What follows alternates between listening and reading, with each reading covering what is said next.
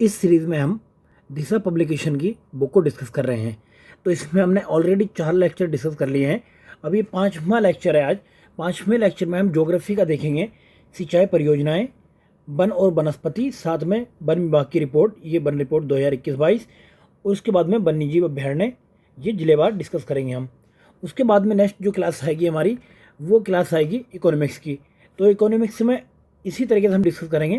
पहली क्लास में हम डिस्कस करेंगे कृषि, खाद्यान्न, वाणिज्यिक फसलें, पशुधन, डेयरी, मत्स्य, तो ये सारा कुछ डिस्कस करेंगे। नेक्स्ट क्लास में हम खनिज डिस्कस करेंगे, उद्योग, ये आर्थिक संगठन, बाकी जितने भी चैप्टर रहेंगे वो नेक्स्ट 4 से 5 क्लास में इकोनॉमिक्स के डिस्कस किए जाएंगे। उसके बाद में हम हिस्ट्री स्टार्ट करेंगे। तो चलिए फ्रेंड स्टार्ट करते हैं। तो आज की क्लास में स्टार्ट करेंगे सिंचाई परियोजनाएं। तो फ्रेंड्स, अभी भी जिन दोस्तों ने चैनल सब्सक्राइब नहीं किया वो चैनल को सब्सक्राइब करें और अपने दोस्तों में लिंक शेयर करें। तो इससे होगा क्या कि नेक्स्ट क्लास जो भी आएगी तो आपको टाइम पे नोटिफिकेशन मिल जाएगा, जिससे कि आप टाइम पे तैयारी कर सकते हैं।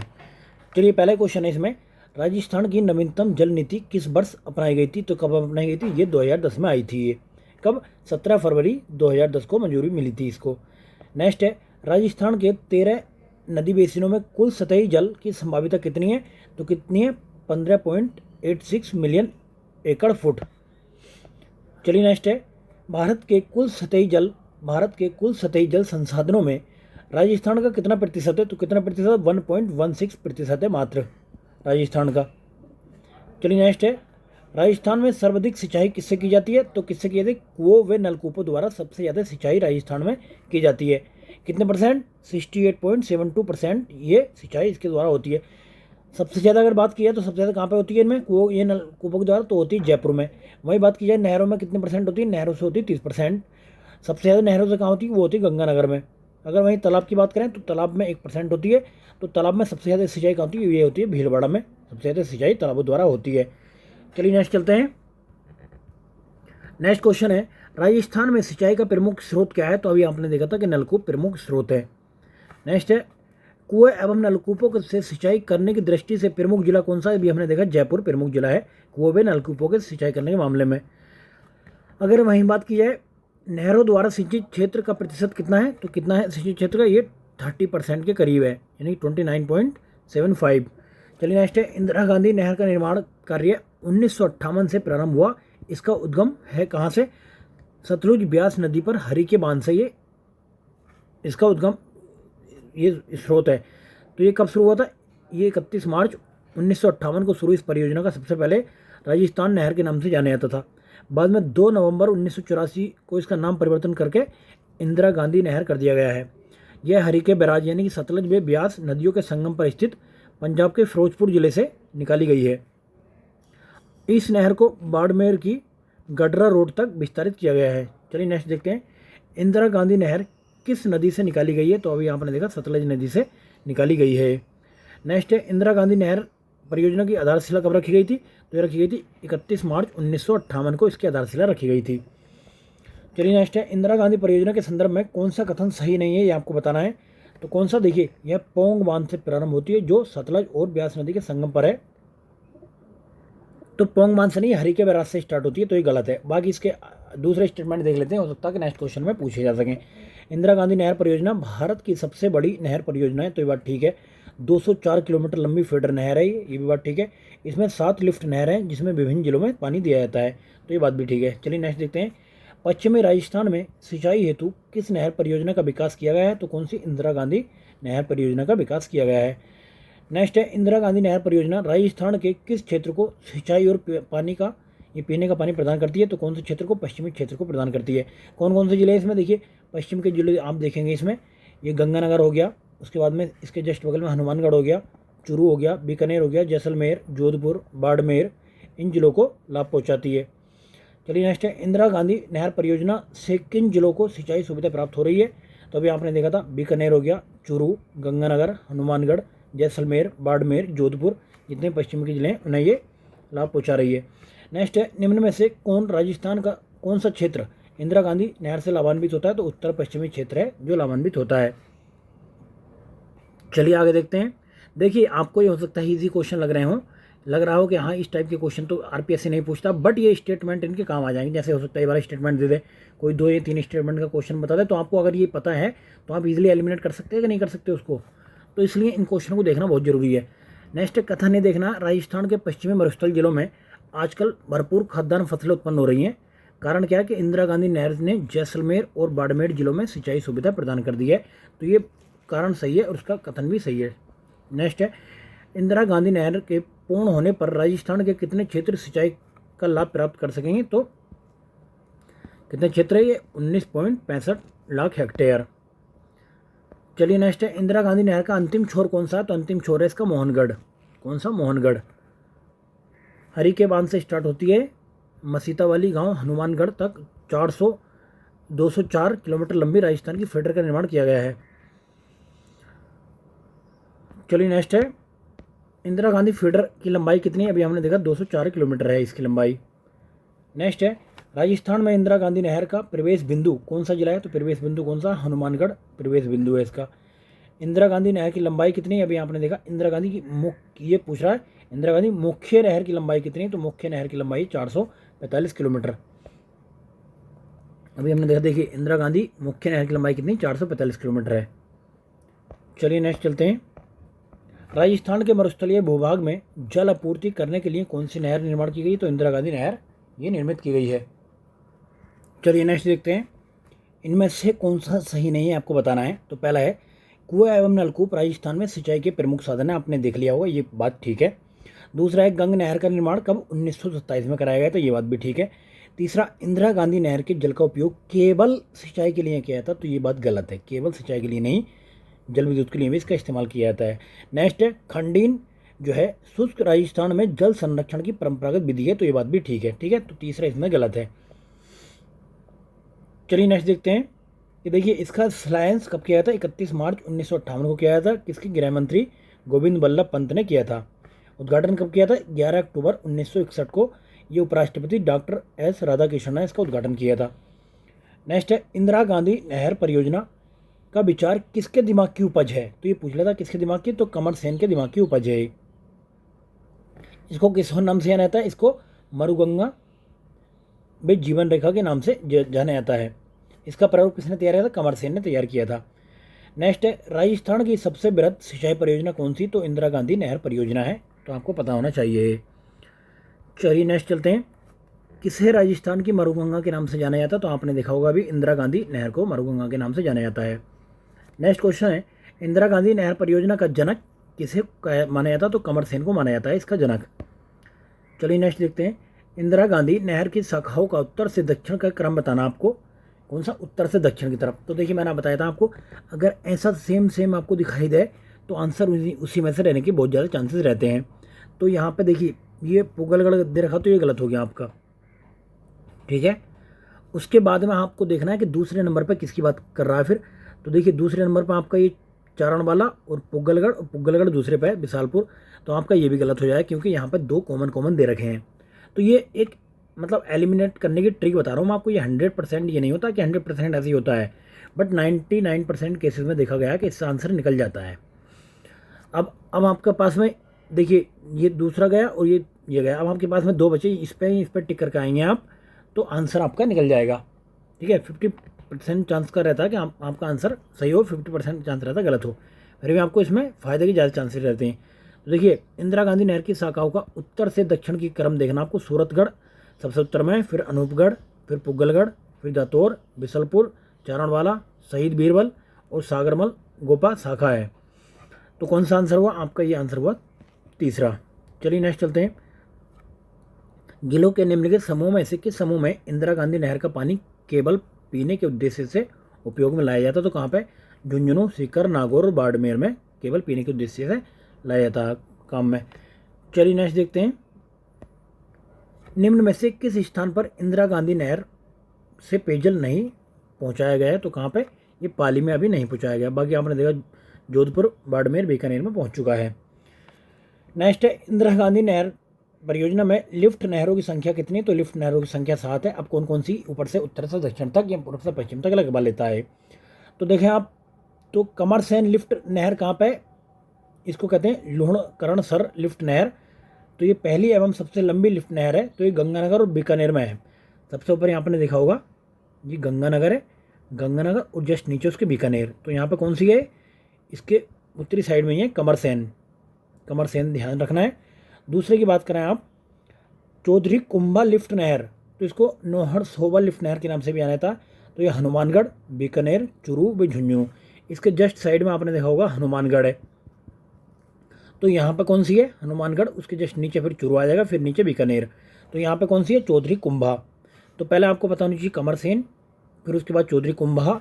उसके बाद बात करते हैं हम पन्नालाल बारूपाल लिफ्ट नहर, तो ये गजनेर नहर के नाम से भी जानी थी, बीकानेर और नागौर।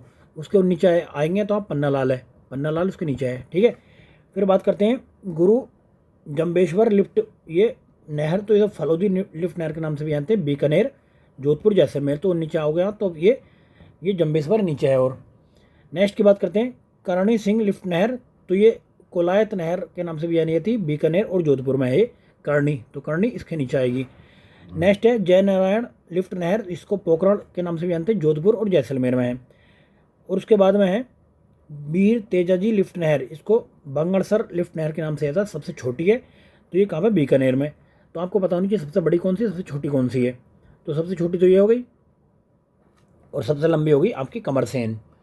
चलिए नेक्स्ट चलते हैं। अब देखिए नहरों का आपसे उत्तर से दक्षिण की तरफ इसने लगवा लिया है। उत्तर से दक्षिण की तरफ नहीं, दक्षिण से, क्योंकि दक्षिण पहले में है, फिर लास्ट में इधर है चौथा।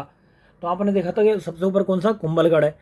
कुंभलगढ़ देखा था आपने, कुंभलगढ़ कौन से बात, देखिए कुंभाराम, कुंभाराम कौन से पे है, कुंभाराम है, उसके जस्ट बगल में कुंवरसेन है। तो पहला आपका आंसर आ जाता है, क्लियर है। अब सबसे नीचे कौन सा, ये है जय नारायण पहले नंबर पे, दूसरे पे करण सिंह, तीसरे पे आपका कुंवरसेन, और चौथे पे ये है इधर साइड में कुंभाराम लिफ्ट नहर परियोजना। तो ये आगे, तो नेक्स्ट चलते हैं। अब नेक्स्ट में है कि मानचित्र के हिसाब से आपको बताना है कि सेट करना है 1 2 3 4 कौन से क्रम पे सही है। तो आपका देखिए एक ऊपर से इस बार दे रखा है, तो ऊपर से आपने देखा था सबसे ऊपर कौन सा, कुंभाराम है, फिर पन्नालाल, करण सिंह नीचे है, जगनारायण और नीचे है उसके। तो इसका आंसर आपका पहला आ गया, पहला कुंभाराम सबसे ऊपर है, क्लियर है। तो उसके बाद पन्ना, फिर करण सिंह, फिर जयनारायण बिहार सबसे नीचे है। चलिए नेक्स्ट देखते हैं। अब देखिए आप में से इसमें से कौन सा पता, आपको कुंभाराम के बारे में पता है, क्लियर है। पहली बात तो ये, अगर आप देख लें कि इसमें सेम कौन सा है, तो ये तो 2 आंसर नहीं होंगे। अब और उसके बाद आपको पता है कि ये कुंभाराम जो है ये हनुमानगढ़ में है। तो जैसे कुंभाराम आपने हनुमानगढ़ में पकड़ा, तो आपका आंसर आ गया तीसरा। अब देख लेते हैं, जय नारायण ब्यास नीचे है, तो नीचे कौन सा हो गया, ये हो गया, ये जोधपुर जैसलमेर में। पन्नालाल की बात करें तो पन्नालाल कहाँ पे, बीकानेर और नागौर में। और नेक्स्ट करण सिंह की बात करें तो करण सिंह कहाँ पे, जोधपुर और बीकानेर में। चलिए नेक्स्ट है कमर सेन लिफ्ट नहर डैश डैश शहर को पीने का पानी उपलब्ध कराती है, किसको, बीकानेर को। कमर सेन बीकानेर को उपलब्ध कराती है। चलिए नेक्स्ट चलते हैं। निम्नलिखित ये लिफ्ट नहर लाभान्वित जिलों में से कौन सा सही सुमेलित नहीं है। तो ये देखिए पहला पन्नालाल कहाँ पे, बीकानेर में, यानी कि पन्नालाल की मिठाई कहाँ पे, बीकानेर में। और वीर तेजाजी कहाँ पे, बीकानेर में। बरकतुल्ला जैसलमेर में। और करणी सिंह ये हनुमानगढ़ नहीं है, ठीक है। तो ये आपका आंसर आया था डी। चलिए नेक्स्ट है गजनेर लिफ्ट नहर का नया नाम क्या है। तो गजनेर का नाम नया कर दिया पन्नालाल बारूपाल लिफ्ट नहर। नेक्स्ट है कोलायत लिफ्ट नहर का नया नाम क्या है। तो कोलायत का नाम कर दिया करणी सिंह लिफ्ट नहर। कोलायत का कैसे, कोलायत कैसे, करणी, ठीक है। चलिए नेक्स्ट चलते हैं। इंदिरा गांधी नहर की चौधरी कुंभा लिफ्ट नहर से कौन से जिले से लाभान्वित होती है। तो आपने देखा चौधरी कुंभा कहाँ पे, सबसे ऊपर, जैसे हनुमानगढ़ आगा आपको क्लिक कर देना उस पर। नेक्स्ट है हनुमानगढ़ व चूरू जिले के लिए जल का स्रोत कौन सी है। तो कुंभा राम लिफ्ट नहर है। तो आपको पता होना चाहिए ऊपर ही सबसे ये कुंभा है, ठीक है। चलिए नेक्स्ट है चौधरी कुंभा नहर लाभान्वित जिले कौन से। तो हनुमानगढ़ जहाँ पे आएगा वो आपको टिक कर देना है। नेक्स्ट है इंदिरा गांधी नहर की जय नारायण ब्यास लिफ्ट नहर राजस्थान के किस जिले से लाभान्वित है। कौन से जिले लाभान्वित है इससे। तो इससे है जोधपुर व जैसलमेर। चलिए नेक्स्ट है इंदिरा गांधी नहर पर बनाई गई पहली लिफ्ट नहर कौन सी है। तो ये कमरसेन है, आपने देखा होगा उत्तरी में सबसे। नेक्स्ट बात करते हैं गजनेर लिफ्ट नहर से लाभान्वित जिले कौन से। गजनेर से बीकानेर और नागौर। चलिए नेक्स्ट है कमरसेन लिफ्ट नहर। देखिए आपने देखा होगा कमरसेन कहाँ पे, सबसे ये उत्तरी में, कहाँ पे, बीकानेर में, कमरसेन बीकानेर। उसके बाद पर बात करें हम ये साहवा लिफ्ट की, गंदेली साहवा लिफ्ट, तो ये कहाँ पे, ये आपका चूरू में। वहीं बात करें राजीव गांधी लिफ्ट की, तो राजीव गांधी लिफ्ट जोधपुर में। और गजनेर लिफ्ट है आपकी नागौर में। क्लियर है। चलिए नेक्स्ट है, कमरसेन लिफ्ट नहर द्वारा लाभान्वित जिले कौन से हैं? तो बीकानेर और गंगानगर है, ये कमरसेन लिफ्ट से लाभान्वित जिले। अब इसमें देखिए कौन सा सही सुमेलित नहीं है बताना है। कोलायत नहर आपने देखी जोधपुर बीकानेर, गजनेर बीकानेर, फलोदी जैसलमेर, फलोदी का आपको याद कराना जैसलमेर, और ये बांगरसर नहर बीकानेर नहीं है इसमें, तो ये आपका डी आंसर आ गया। नेक्स्ट है, पन्नालाल बारूपाल कैनाल के जल का स्रोत ये कौन सा? हरिके बैराज बांध है।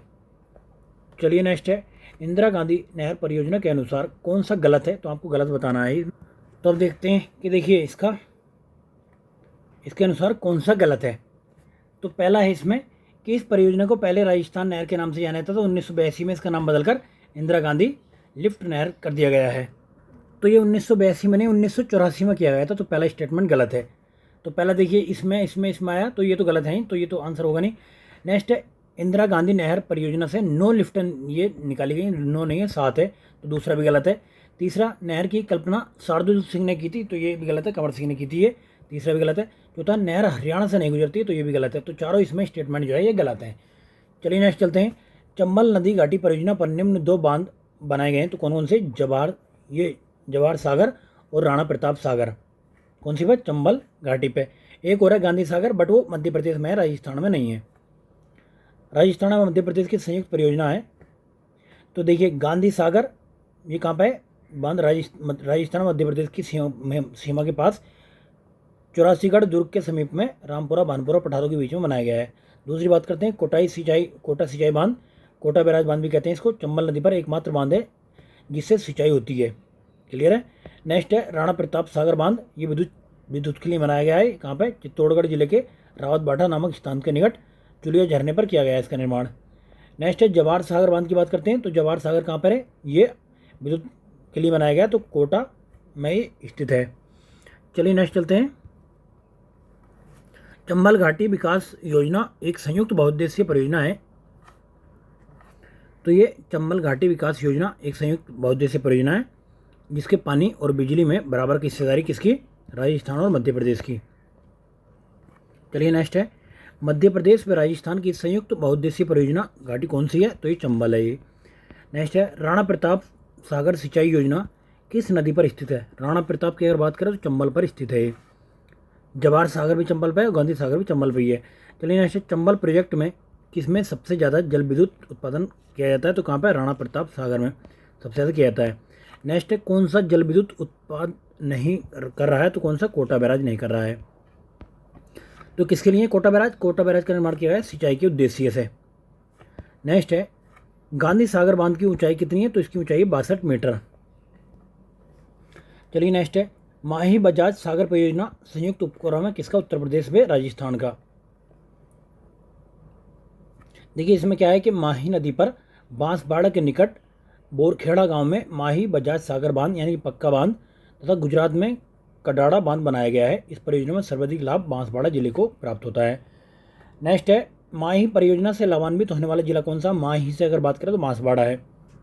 नेक्स्ट क्वेश्चन की बात करते हैं, किस जल विद्युत परियोजना में राजस्थान सरकार ने पड़ोसी राज्यों के साथ सहभागिता नहीं की है? तो ये किस में नहीं की है? माही में नहीं की है इसमें। नेक्स्ट चलते हैं, माही बजाज सागर परियोजना राजस्थान व गुजरात की संयुक्त परियोजना है जिसमें राजस्थान का प्रतिशत कितना? तो ये 45% है इसमें। नेक्स्ट है, माही बजाज सागर परियोजना का मुख्य बांध किस स्थल पर निर्मित किया है? तो ये बोरखेड़ा में निर्मित किया गया है। निम्नलिखित में से राजस्थान की कौन सी विद्युत परियोजना राज्य के स्वयं की पूर्ण स्वामित्व वाली परियोजना है? तो कौन सी? माही ये अपनी स्वर्ण पूर्ण स्वामित्व वाली परियोजना है। नेक्स्ट है, माही नदी के पानी का उपयोग बिजली और सिंचाई के विकास हेतु किए जाने के लिए राजस्थान और गुजरात की संयुक्त बहुउद्देशीय उद्यम परियोजना कौन सी है? तो ये परियोजना माही बजाज सागर परियोजना। नेक्स्ट की बात करते हैं, कागदी पिकअप किससे जल ग्रहण करता है? तो किससे करता है? माही बजाज सागर बांध से जल ग्रहण करता है। नेक्स्ट बात करते हैं, निम्न में से कौन सा जिला माही हाई लेवल कैनाल शुद्ध पेयजल प्रोजेक्ट के प्रत्यक्ष रूप से संबंधित नहीं है? तो कौन सा नहीं है? डूंगरपुर इससे संबंधित नहीं है। चलिए नेक्स्ट है, बीसलपुर परियोजना का बार बार क्वेश्चन पूछा था, किस नदी पर है? ये बनास नदी पर है। कहाँ पे? टोंक जिले के टोडारिया सिंह कस्बे से 13 किलोमीटर दूर बेसलपुर गांव के पास बनास नदी पर बांध बनाकर इस परियोजना का निर्माण किया गया है। अब इससे जलापूर्ति किसको होती है? जयपुर, अजमेर, टोंक जिले को जलापूर्ति होती है।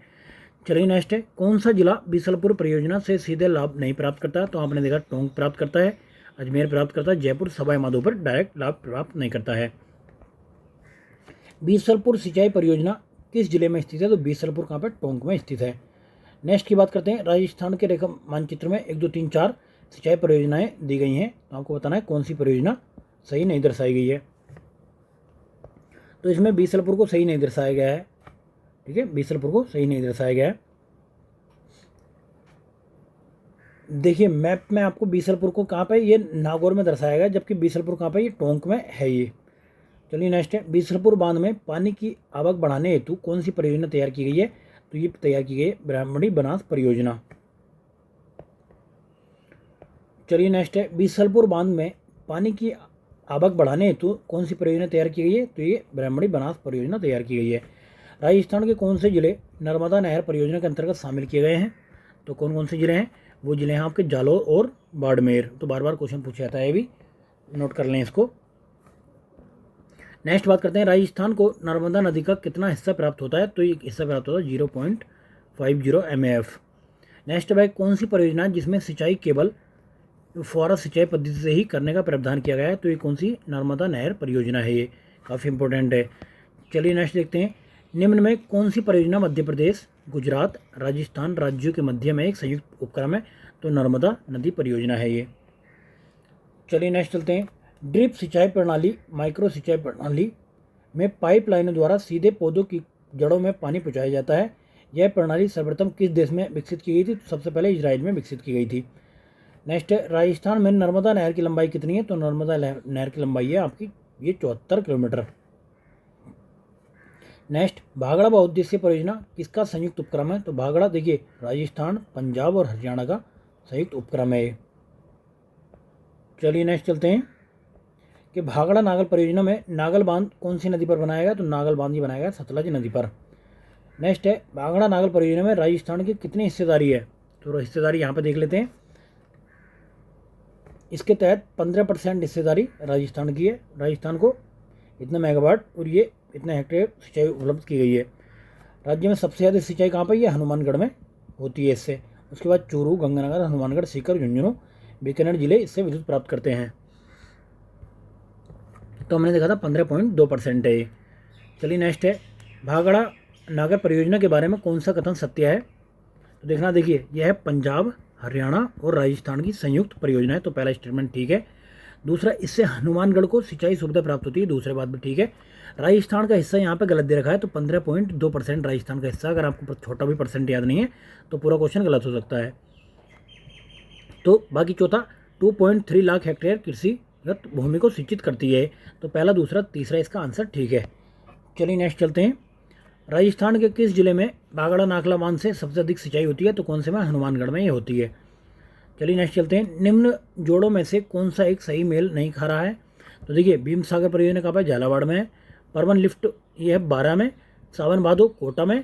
चोली सिंचाई परियोजना बूंदी में नहीं, झालावाड़ में है ये। क्या? चोली सिंचाई परियोजना। चलिए नेक्स्ट है, कौन सा सही सुमेलित नहीं है? पहले की बात करें इंदिरा गांधी, तो ये सवाई माधोपुर। दूसरा बात करें जाखम परियोजना प्रतापगढ़। भीम सागर परियोजना 12, तो भीम सागर परियोजना कहाँ पर? झालावाड़ से इतने किलोमीटर दूर उजाड़ नदी पर है, तो इसके नीचे आएगा झालावाड़। क्लियर है? चलिए नेक्स्ट चलते हैं, कौन सा सही सुमेलित नहीं है इसमें बताना आपको।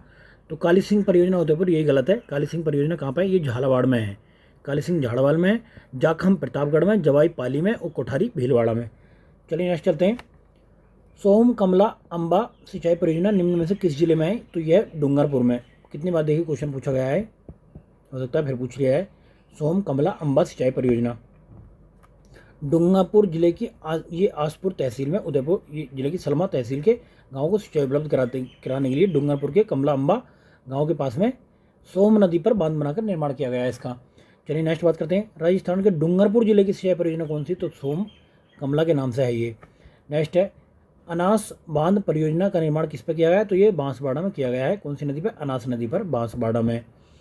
चलिए नेक्स्ट है, गंगा नहर जो सबसे पुरानी नहरों में से एक है का निर्माण गंगा सिंह जी द्वारा कराया गया था। कब? 1927 में कराया गया था।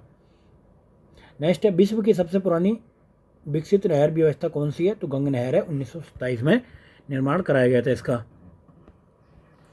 गंग नहर की निर्माण अवधि कितनी है, कब से कब तक है, 1922 से 1927 तक है। नेक्स्ट है, गंग नहर कौन सी नदी से निकाली गई थी, तो ये सतलज नदी से निकाली गई थी। नेक्स्ट है, राजस्थान का धान्यागार कहा जाने वाला क्षेत्र सिंचाई के लिए पानी कहाँ से लेता है, तो ये लेता है गंग नहर से। देखिए राजस्थान का धान्यागार कौन सा, गंगानगर क्षेत्र, सिंचाई हेतु गंग नहर व इंदिरा गांधी नहर से पानी लेता है। मानसी बाकल परियोजना का उद्देश्य किस नहर को पेयजल उपलब्ध कराना, तो उदयपुर को पेयजल उपलब्ध कराना है। चलिए नेक्स्ट है, कौन सी सिंचाई परियोजना सुमेलित नहीं है, तो कौन सी नहीं है इसमें, आपने देखा था मानसी बाकल डूंगरपुर नहीं है, ये कहाँ पे, ये मानसी बाकल है आपके उदयपुर में। तो बाकी गुड्डा बूंदी, पाचना करौली, ओराई चित्तौड़गढ़। चलिए नेक्स्ट है, सिंचाई परियोजना जिले में कौन सा सुमेलित नहीं है, तो कौन सा, सोम देखा था राजसमंद नहीं है, बाकी सोम कमला डूंगरपुर है, सावन माधो कोटा है, नौहर कहाँ पे, हनुमानगढ़ है। तो आपका दूसरा आंसर आ जाता है इसमें। चलिए नेक्स्ट चलते हैं। देखिए सोम कादर परियोजना उदयपुर क्षेत्र के ऋषभदेव क्षेत्र में स्थित है। चलिए फ्रेंड नेक्स्ट क्वेश्चन देख लेते हैं। यह सोम कादर सिंचाई परियोजना किस जिले में स्थित है, तो कहाँ पर ये उदयपुर में स्थित है। इसके बाद नेक्स्ट है, सेई परियोजना का निर्माण उदयपुर जिले की किस तहसील में कराया गया है, तो ये कहाँ पे गया है, कोटड़ा में कराया गया है ये। चलिए नेक्स्ट देखते हैं, सेई परियोजना का संबंध निम्न में से किस बांध से है, तो ये जवाई बांध से है इसका संबंध। नेक्स्ट है, राजस्थान की परवन बृहद सिंचाई परियोजना किस जिले में स्थित है, तो परवन अगर बात करें तो आपको झालावाड़ में स्थित है ये। नेक्स्ट है, कौन सा सिंचाई परियोजना जिला सम्मिलित नहीं है, कौन सा इसमें से, तो परवन ये जयपुर में दिया हुआ, जबकि परवन कहाँ पे, ये है आपके झालावाड़ के निकट, तो ये गलत है। बाकी सोम कमला कहाँ पर, डूंगरपुर, सावन माधो कोटा और सोम कादर उदयपुर। नेक्स्ट है, परवन बृहद परियोजना से सिंचाई मिलेगी कौन कौन से जिलों में मिलेगी, तो आपने देखा था झालावाड़, बारां और कोटा जिले के 637 गाँवों को। चलिए नेक्स्ट देखते हैं, सिद्धमुख सिंचाई नहर सिंचाई परियोजना को नदियों का अतिरिक्त पानी प्राप्त होगा किस रावी ब्यास से। नेक्स्ट बात करते हैं, कौन सा जिला सिद्धमुख परियोजना से सिंचाई जल प्राप्त नहीं करता है, तो कौन सा जिला, ये बीकानेर है। चलिए नेक्स्ट है, कौन सा लिफ्ट नहर परियोजना पेयजल उपलब्धता क्षेत्र में सम्मिलित नहीं है, तो कौन सा, तो राजीव गांधी, ये जैसलमेर में सम्मिलित नहीं है। नेक्स्ट है आपका, कौन सा सही सम्मिलित नहीं है, पहले देखा था आपने गंग नहर, ये गंगानगर और बीकानेर को उपलब्ध कराती है। ब्यास परियोजना राजस्थान, पंजाब और हरियाणा के, सिद्धमुख ये पंजाब, हरियाणा और राष्ट्रीय राजधानी, तो यही गलत है। चलिए नेक्स्ट चलते हैं, कौन सा जिला सिद्धमुख सिंचाई परियोजना से सिंचित होता है, तो कौन सा जिला, हनुमानगढ़ और चूरू है। नेक्स्ट है, गुड़गांव नहर परियोजना द्वारा लाभान्वित राजस्थान का जिला कौन सा है, तो राजस्थान का इसमें भरतपुर। नेक्स्ट है, एक पंजाब, हरियाणा, राजस्थान राज्यों की संयुक्त परियोजना नहीं है, कौन सी नहीं है, गुड़गांव नहर परियोजना इनकी संयुक्त परियोजना नहीं है। चलिए नेक्स्ट है, जाखम बहुउद्देशीय परियोजना राजस्थान के कौन से जिले में स्थित है, तो जाखम है प्रतापगढ़ में। नेक्स्ट चलते हैं, जाखम बांध का स्लाइंस निम्न में से किसके द्वारा किया गया था, तो ये मोहनलाल सुखड़िया के द्वारा किया गया था। नेक्स्ट है, प्रतापगढ़ जिले में कौन सी बहुउद्देशीय परियोजना स्थित है, तो प्रतापगढ़ जिले की अगर हम बात करें तो कहाँ पे, कौन सी है, जाखम परियोजना स्थित है। नेक्स्ट, जाखम सिंचाई परियोजना राजस्थान के किन जिलों को सिंचाई सुविधा प्रदान कराती है, तो उदयपुर, चित्तौड़गढ़ और प्रतापगढ़ है। नेक्स्ट है, जर्मनी द्वारा पोषित अपनी योजना राजस्थान के कौन से जिले में चल रही है, अपनी योजना की अगर बात करें तो चूरू और हनुमानगढ़ में चल रही है। चलिए नेक्स्ट है, राजस्थान के किस जिले में एकीकृत जलग्रहण विकास कार्यक्रम आरंभ हुआ था, कब, 19 किस वर्ष में, 1989 में आरंभ किया गया था ये। चलिए नेक्स्ट है, राजस्थान में hydrology and water management institute कहाँ स्थित है, तो ये बीकानेर में स्थित है। नेक्स्ट क्वेश्चन है, भूजल प्रबंधन के लिए हेलीबोर्न सर्वेक्षण तकनीक का प्रारंभ राजस्थान के किस जिले में किया गया, तो ये जोधपुर में किया गया। निम्न में से किस नदी में धौलपुर लिफ्ट सिंचाई परियोजना पानी मिलेगा, तो ये चंबल है इसका आंसर। चलिए नेक्स्ट है, यह है गढ़दा बृहद सिंचाई ये पेयजल परियोजना राजस्थान के किस जिले से संबंधित है, ये बूंदी जिले से संबंधित है। चलिए नेक्स्ट चलते हैं, कौन सी सिंचाई परियोजना राजस्थान, पंजाब व हरियाणा राज्यों की संयुक्त परियोजना है, तो कौन सी है, ये ब्यास परियोजना है। चलिए नेक्स्ट है, अगर बात करें भीम सागर और छापी सिंचाई परियोजना किस जिले से संबंधित है, झालावाड़ से संबंधित है। चलिए नेक्स्ट देखते हैं, इसमें असंगत बताना है, कौन सा असंगत है, तो देखिए भागड़ नागल आपको पता है कि पंजाब, हरियाणा और राजस्थान को ये इसको लाभान्वित करता तीनों को। चंबल की बात करें तो मध्य प्रदेश व राजस्थान, दूसरी बात करें ब्यास की, तो ब्यास में देखिए पंजाब, राजस्थान और उत्तर प्रदेश दे रखा, तो यही गलत है आंसर आपका। माही की बात करें गुजरात और राजस्थान। अगर हम बात करें इसकी ब्यास की, तो ब्यास में देखिए राजस्थान, पंजाब और हरियाणा है, इसमें उत्तर प्रदेश कहाँ से आ गया, तो सी इसका आंसर है। नेक्स्ट है इसरदा बांध परियोजना किन जिलों में निर्मित की गई, तो कहाँ पर, टोंक और सवाई माधोपुर में निर्मित की गई है। नेक्स्ट है राजस्थान के बजट 2018-19 में बूंदी झलोनी का बराना नामक पेयजल परियोजना के लिए कितनी राशि आवंटित की गई, तो पुराना क्वेश्चन है, तो अभी देखने की कोई बात नहीं है इसमें। नेक्स्ट है राजस्थान सिंचाई प्रबंधन एवं प्रशिक्षण संस्थान कोटा कब स्थापना की गई थी, 1984 में स्थापना की गई थी इसकी। नेक्स्ट है 11 जनवरी 2019 को रेणुका जी बहुउद्देशीय बांध परियोजना पर समझौते हेतु हस्ताक्षर करने वाले राज्यों का क्रम कौन सा, तो राजस्थान हो गया, जहाँ आपका हरियाणा हो गया, राजस्थान हो गया, उत्तर प्रदेश हो गया, उत्तराखंड हो गया, 4 है राज्य इसमें। चलिए नेक्स्ट है झालावाड़ जिले में कौन सी परियोजना का निर्माण नहीं किया गया, तो कौन सी है, ये सावन भादो परियोजना, झालावाड़ में नहीं है, कोटा में है, ये कोटा में स्थित है, ये क्लियर है, सावन भादो के नाम से। नेक्स्ट है बहुउद्देशीय नदी घाटी परियोजनाओं को आधुनिक भारत का मंदिर किसने कहा था, तो ये पंडित जवाहरलाल नेहरू ने कहा था ये। नेक्स्ट है बिलास सिंचाई परियोजना का संबंध निम्नलिखित में से किससे है, तो ये 12 जिले से है, 12 जिला इसमें किसी में ऑप्शन में नहीं है, तो आपका आंसर 12 जिले आ गया, तो इसमें से ये क्वेश्चन डिलीट कर दिया गया था, क्लियर है। ये 12 जिले की किशनगढ़ तहसील में कनबास में निर्मित बिलास बांध परियोजना है। नेक्स्ट किस जिले का वाटर शेड निरंचल परियोजना के अंतर्गत आता है, तो किसका, जोधपुर का आता है ये किसके द्वारा समर्थित थी, विश्व बैंक द्वारा समर्थित थी ये। नेक्स्ट है भीमाबाई सागवाड़ा नहर से राजस्थान के सर्वाधिक लाभान्वित जिला कौन सा, तो डूंगरपुर है, कौन सी, भीमाबाई सागवाड़ा नहर से। चलिए नेक्स्ट है भीमाबाई सागवाड़ा नहर राजस्थान में निम्न में से कहाँ पर बनाई गई, तो ये माही नदी पर बनाई गई है। अब देखते हैं, एक तरफ देखिए ये परियोजना, दूसरी तरफ नदी है, तो बात करते हैं, मैंने कहा था कि अगर आपको ऑप्शन सेम दिखे तो आंसर वहाँ से रहने वाला, तो आप बी कट कर सकते हैं, सी कट कर सकते हैं। भागड़ नागल की यहाँ बात करें तो भागड़ नागल कहाँ पे, ये बिस्ट द्वाब पर, ब्यास और सतलज के द्वाब पर।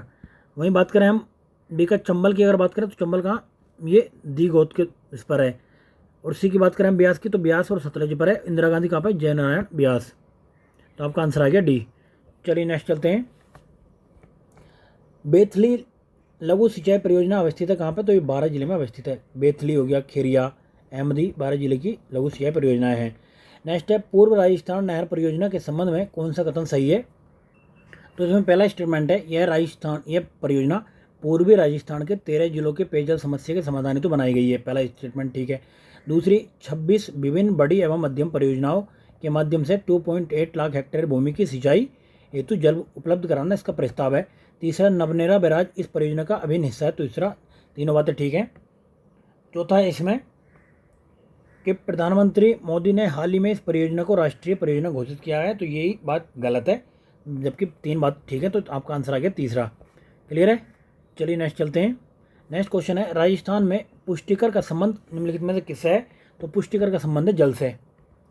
चलिए नेक्स्ट चलते हैं, राजस्थान में पानी लेखा परीक्षक का मुख्य उद्देश्य क्या है, तो इसका मुख्य उद्देश्य है जल संबंधी संरचनाओं को प्रभाव, उत्पादकता, रखरखाव और सुरक्षा। नेक्स्ट है पूर्वी राजस्थान नहर परियोजना का प्रारंभ 2017 में से 3 चरणों में पूरा करने का प्रस्ताव है, कब तक, ये करने का प्रस्ताव है 2023 तक। चलिए नेक्स्ट है निम्नलिखित सिंचाई परियोजनाओं को जिले के साथ मिलाइए और नीचे दिए गए कूट का उसके हिसाब से आपको बताना है। तो मैंने कहा था भाई आपको देखना है कि कॉमन सा कौन सा, तो पहला गया उसकी चौथा गया, तो आपका पहले का बांकली आपको पता है कि जालोर हो गया। दूसरी बात करें हम, दूसरा बात करते हैं सोम कमला की, तो सोम कमला का आंसर क्या हुआ, सोम कमला का होगा डूंगरपुर। मोरल की बात करें आप, मोरल की मोरल बांध है सवाई माधोपुर। वहीं बात करें जाखम की तो प्रतापगढ़ है, तो आपका आंसर भी आ गया।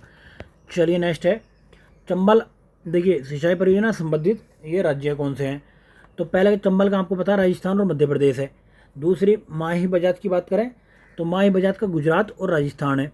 तीसरी ब्यास की बात करें तो ब्यास में 3 है, देखिए ये राजस्थान, पंजाब, हरियाणा, सरदार सरोवर में 2 हैं ये, तो आपका आंसर आ गया चौथा, क्लियर है। तो मैंने बताया था कि जिसमें कॉमन हो सी काट दिया, बी काट दिया, एक स्टार्टिंग में कॉमन है, आपका आंसर ये निकल के आ गया। चलिए नेक्स्ट है कौन सा सही सुमेलित नहीं है, तो कौन सा सही सुमेलित नहीं है, माही की अगर बात करें तो गुजरात और राजस्थान की परियोजना है। चंबल की बात करें राजस्थान मध्य प्रदेश। ब्यास की बात करें राजस्थान पंजाब हरियाणा। इंदिरा गांधी की बात करें तो इंदिरा गांधी किसकी, राजस्थान की परियोजना है, तो इसमें राजस्थान पंजाब ये गलत दे दिया। चलिए नेक्स्ट चलते हैं। राजस्थान में मध्यम सिंचाई परियोजना के संदर्भ में कौन सा कथन सत्य है बताना है। तो देखिए तकली कोटा जिले में, एक गढ़ा बूंदी जिले में है। ठीक है, तो ये आंसर ठीक है। नेक्स्ट है, अब इसमें सुमेलित करना है आपको। तो मैंने बताया था कि आपको कॉमन कॉमन देखना है कौन से मार्ग है। तो ये कट गया, देखिए इसमें 4 है, इसमें 3 है, बट 2 इसमें कॉमन है। तो पहले का चंबल, चंबल के आगे राजस्थान मध्य प्रदेश, माही आपको पता गुजरात और, माही किसकी, गुजरात और राजस्थान की, तो बी का तीसरा आ गया। तो बी का तीसरा आ गया। अब उसके बाद में ब्यास की बात करें आप, तो ब्यास में कौन कौन है, ब्यास में ये है आपके 3, यानी कि पंजाब, हरियाणा, राजस्थान। सिद्धमुख की बात करें तो सिद्धमुख में कौन है, सिद्धमुख में आपका, सिद्धमुख में भी यही है। ठीक है, तो पंजाब, हरियाणा और ये राजस्थान, तो आपका ये आंसर आ जाता है। चलिए नेक्स्ट है, राजस्थान में जीवन धारा का संबंध किससे है। तो जीवन धारा का संबंध है SC/ST हेतु सिंचाई कुओं का निर्माण कराना। चलिए नेक्स्ट चलते हैं। ये कब आई थी, ये 1996-97 में लाई गई थी ये। नेक्स्ट है सिंचाई परियोजना और दूसरी तरफ है जिले इसके। तो पहले का आंसर क्या होगा, देखिए इसमें ट्रिक हमारी फेल हुई है, बाकी 90% में ये ट्रिक सक्सेस होती है। गागरीन का आप देखेंगे तो गागरीन कौन से में, गागरीन है झालावाड़ में। वहीं तकली की बात करें, तकली कहाँ पे है आपका, कोटा में। और लासी की बात करें तो लासी कहाँ पे, 12 में। और चाखन की बात करें तो बूंदी में। तो इसका आंसर आ गया आपका पहला। चलिए नेक्स्ट है, कौन सा सही सुमेलित है ये आपको बताना है। तो गागरीन अभी हमने देखा था, गागरीन कहाँ पे, गागरीन आपका झालावाड़ में। तो पहले का तीसरा आंसर आ गया, पहला ही आंसर आपका आ जाता है। पीपलाबाद की बात करें तो पीपलाबाद भी आपका कहाँ पे, पीपलाबाद भी झालावाड़ में। गढ़ा की बात करें तो गढ़ा कहाँ पे, गढ़ा है बूंदी में। वहीं तकली की बात करें तो कोटा में, तकली कोटा। चलिए नेक्स्ट है, अभी हमने देखा था तकली कहाँ पे, कोटा में। तो तकली कोटा इसके आगे आ गया, पहले का दूसरा, ये आपका आंसर एक से ही पकड़ा जाता है। पीपलाबाद की हमने बात की थी झालावाड़ में, पीपलाबाद झालावाड़ में। लवासी कहाँ पे, लवासी आपका 12 में। और सुकली कहाँ पे, सुकली सिरोही में। तो ये आंसर आपका आ जाता है। चलिए नेक्स्ट देखते हैं, सुमेलित करना है आपको। एक तरफ तो मुख्य सिंचाई परियोजना, दूसरी तरफ लाभान्वित जिले हैं इसमें। तो पहले की बात करें हम सिद्धमुख परियोजना की, तो सिद्धमुख से कौन सा उत्तरी साइड में है, तो हनुमानगढ़ और चूरू हो गया। वहीं बात करें नर्मदा की, तो जालोर और बाड़मेर, क्योंकि दक्षिणी साइड में, इधर है साइड में ही। वहीं जवाई बांध की बात करें हम, तो जवाई बांध कहाँ पर है, जालोर, पाली व जोधपुर में। जाखम बांध की बात करें तो उदयपुर और प्रतापगढ़ में। तो पहला आंसर आपका आ जाता है। चलिए नेक्स्ट है, कौन सी राजस्थान की अंतर राज्य सिंचाई परियोजना नहीं है। तो कौन सी नहीं है, एक तो जाखम परियोजना नहीं है, और दूसरी तीसरी कौन सी, जवाई परियोजना नहीं है। चलिए नेक्स्ट है, राजस्थान में जल संसाधन विभाग में सतही जल की उपलब्धता के संबंध में कौन सा विकल्प सही सुमेलित है। तो जल संचयन क्षमता कितनी है, ये है 74,271। चलिए नेक्स्ट देखते हैं, सिंचाई परियोजना लाभान्वित जिले में कौन सा सुमेलित नहीं है। तो देखिए बाकली बीकानेर में नहीं है, बाकली कहाँ पे है, बाकली है आपका जालोर में। कौन सा सिंचाई परियोजना सुमेलित नहीं है, तो कौन सा नहीं है इसमें, तो ये नहीं है आपका चोली डूंगरपुर। चोली कहाँ पे है, चोली है झालावाड़ में। चलिए नेक्स्ट है, जिला एवं परियोजना के संदर्भ में सही कथन की पहचान करनी है आपको। तो पहले ही स्टेटमेंट है इसमें, चित्तौड़गढ़ राणा प्रताप सागर बांध है। वही बात करें आप, अजमेर में बीसलपुर नहीं है, तो बीसलपुर अलग है, तो ये दूसरा गलत हो गया। तीसरा उदयपुर की बात करें तो उदयपुर मानसी है, प्रतापगढ़ में जाखम है। तो पहला आंसर आपका आ जाता है। चलिए नेक्स्ट है, केंद्रीय भूजल बोर्ड की रिपोर्ट के अनुसार, 2011 की रिपोर्ट के अनुसार राजस्थान में सुरक्षित जल भंडार वाले विकास खंडों की संख्या कितनी है। तो 25 उस टाइम पे थी। चलिए नेक्स्ट है, कौन सा एक भूजल ब्लॉक की श्रेणी में नहीं है। तो कौन सा नहीं है, न्यून संदोहित नहीं है। चलिए अब नेक्स्ट चलते हैं। अब देखिए वन और वनस्पति देख लेते हैं राजस्थान की। चलिए पहला ही क्वेश्चन है, राजस्थान में वन मंडलों की संख्या कितनी है। तो वन मंडलों की संख्या है 12। चलिए बात करते हैं नेक्स्ट क्वेश्चन की। राजस्थान सरकार द्वारा पहली वन नीति का अनुमोदन कब किया गया। तो पहली वन नीति लाई गई थी आपकी फरवरी 2010 में। तो ये क्वेश्चन कई बार पूछा जा चुका है। नेक्स्ट है, राजस्थान सरकार ने किस वर्ष राजस्थान राज्य पर्यावरण नीति, यानी कि राजस्थान स्टेट एनवायरनमेंट पॉलिसी बनाई है। तो ये बनाई थी आपके 2010 में। नेक्स्ट है, राजस्थान की किस देशी रियासत ने सर्वप्रथम वन संरक्षण की योजना लागू की थी। तो किसने की थी, ये जोधपुर ने लागू की थी। चलिए नेक्स्ट है, वन विभाग राजस्थान की स्थापना कब की गई थी। तो 1950 में वन विभाग राजस्थान की स्थापना की गई थी। नेक्स्ट क्वेश्चन है, राजस्थान सरकार ने कौन से वर्ष राजस्थान जैविक विविधता नियमों को बनाया तथा राजस्थान राज्य विविधता बोर्ड की स्थापना की थी। तो कब की थी, 2010 में ही स्थापना की गई थी। क्लियर। चलिए नेक्स्ट देखते हैं, वन नीति के अनुसार कितना प्रतिशत क्षेत्र वनों के अनाच्छादित होना चाहिए। तो 33% इसके अंतर्गत होना चाहिए। चलिए नेक्स्ट है, राजस्थान में 50% से अधिक वन क्षेत्र किस श्रेणी में आते हैं। तो कहाँ पे, ये सुरक्षित श्रेणी में आते हैं। चलिए बात करते हैं नेक्स्ट क्वेश्चन की। नेक्स्ट क्वेश्चन है, राजस्थान में सुरक्षित रक्षित वनों का परसेंट कितना है। तो ये 56.49% है। नेक्स्ट, किस जिले में अधिकतम आरक्षित वन क्षेत्र है। तो ये अभी लेटेस्ट क्वेश्चन पूछा गया है। तो अधिकतम आरक्षित वन क्षेत्र कहाँ पे? उदयपुर में है ये। नेक्स्ट है राजस्थान में अधिकतम प्रशासनिक वन क्षेत्र निम्न श्रेणियों में कहाँ पे? तो किस टाइप का है ये है संरक्षित वन क्षेत्र। चलिए बात करते हैं कौन सी श्रेणी प्रशासनिक दृष्टि से राजस्थान के वनों की श्रेणी में नहीं है? तो कौन सी? वर्गीकृत वन। नेक्स्ट है राजस्थान के किस प्रकार के प्रशासनिक वन क्षेत्र सर्वाधिक पाए जाते हैं? तो कौन से? सुरक्षित वन सबसे ज़्यादा राजस्थान में पाए जाते हैं। तो ये बार बार क्वेश्चन पूछा जा रहा है। नेक्स्ट है राजस्थान वन विभाग के प्रशासनिक प्रतिवेदन 2021 के अनुसार वह जिला जहां वास्तविक रक्षित वन क्षेत्र अधिकतम प्रतिवेदित है वह कौन सा है? करौली है ये। नेक्स्ट है वन वैधानिक स्थिति 2011 के आधार पर राजस्थान के वनों के संबंध में आपको बताना है। तो देखिए पुराना क्वेश्चन है, इसको देखने का ज़्यादा जरूरत नहीं है। चलिए नेक्स्ट है किस प्रकार के वन राजस्थान राज्य के अधिकतम क्षेत्रफल पर पाए जाते हैं? तो कैसे? मिश्रित पर्णपाती वन अधिकतम क्षेत्रफल पर ये पाए जाते हैं। ये कितने हैं? देखिए उत्तरी शुष्क मिश्रित पर्णपाती वन 38% क्षेत्र पर, बाकी एनोगेसस पेंडुला धोखड़ा वन 14% पर, शुष्क पर्णपाती झाड़ी 38% पर, अति शुष्क 4% पर। चलिए नेक्स्ट है ये क्षेत्रफल के अवरोही क्रम में राजस्थान में वन प्रकारों में कौन सा है ये बताना है आपको। तो देखिए सबसे ये कौन सा पूछ रहा है? ये पूछ रहा है अवरोही क्रम में सबसे ज़्यादा शुष्क पर्णपाती, फिर मिश्रित पर्णपाती, फिर उष्ण कटिबंधीय कांटेदार, फिर उष्ण कटिबंधीय सदा हरित वन है। तो आपका पहला आंसर आ जाता है। शुष्क पर्णपाती देखिए इसके क्रम में कितना? शुष्क पर्णपाती 58%, मिश्रित पर्णपाती है 28, ये सागवान 6%, उष्ण कटिबंधीय कांटेदार ये 6% और ये सदाहरित 0.39%। चलिए नेक्स्ट है राजस्थान का वह जिला जहाँ उष्ण कटिबंधीय शुष्क पर्णपाती वन पाए जाते हैं तो कौन सा है? सिरोही है। चलिए नेक्स्ट चलते हैं। निम्न में से किस जिले में उष्ण कटिबंधीय शुष्क पतझड़ वन नहीं पाए जाते? तो कहाँ पे? जालौर में नहीं पाए जाते हैं। राजस्थान के निम्नलिखित में से कौन से जिले में उष्ण कटिबंधीय शुष्क पतझड़ी वन पाए जाते हैं? तो कहाँ पे? उदयपुर, बांसवाड़ा और कोटा में ये पाए जाते हैं। नेक्स्ट कौन सा राजस्थान में सर्वाधिक क्षेत्रफल में फैला हुआ है? तो कौन सा है? उष्ण कटिबंधीय पतझड़ वन सबसे ज़्यादा क्षेत्र में फैले हुए हैं। नेक्स्ट की बात करते हैं हम, ये चयन करना है सही का। तो पहला ये इसमें कि शुष्क सागवान के वन राजस्थान के दक्षिणी भाग में पाए जाते हैं, तो ये बात ठीक है। दूसरा सागवान के वन 75 से 110 सेंटीमीटर वार्षिक वर्षा वाले क्षेत्रों में पाए जाते हैं, दूसरा भी ठीक है। माउंट आबू में उष्ण कटिबंधीय सदाबहार वन पाए जाते हैं, तो तीसरी बात भी ठीक है। पश्चिमी राजस्थान में वन ये मिश्रित पतझड़े नहीं कांटेदार वन होते हैं पश्चिमी राजस्थान में, तो ये गलत है। तो पहला, दूसरा, तीसरा आंसर आ जाता है। चलिए नेक्स्ट चलते हैं। कौन सा कथन सही है आपको ये बताना है। मिश्रित पतझड़ वन जो है 250 से 300 सेंटीमीटर वर्षा वाले क्षेत्रों में पाए जाते हैं, तो ये गलत है। यहाँ पर सदाबहार वन पाए जाते हैं, तो पहला स्टेटमेंट जिसमें आया गलत हो गया। राजस्थान वन क्षेत्र का 25% से अधिक भाग मिश्रित पतझड़ वनों के अंतर्गत आता, तो दूसरा स्टेटमेंट ठीक है। तीसरा है धोंक, साल, बांस और खैर आदि राजस्थान में मिश्रित पतझड़ वाले वन पाए जाते हैं, तो दूसरा तीसरा ठीक है। चलिए नेक्स्ट चलते हैं। राजस्थान के किस जिले में उष्ण कटिबंधीय शुष्क कटीले वन पाए जाते हैं? तो कहाँ पे? आपने देखा होगा जैसलमेर में ये पाए जाते हैं। कौन से? उष्ण कटिबंधीय कटीले वन क्षेत्र।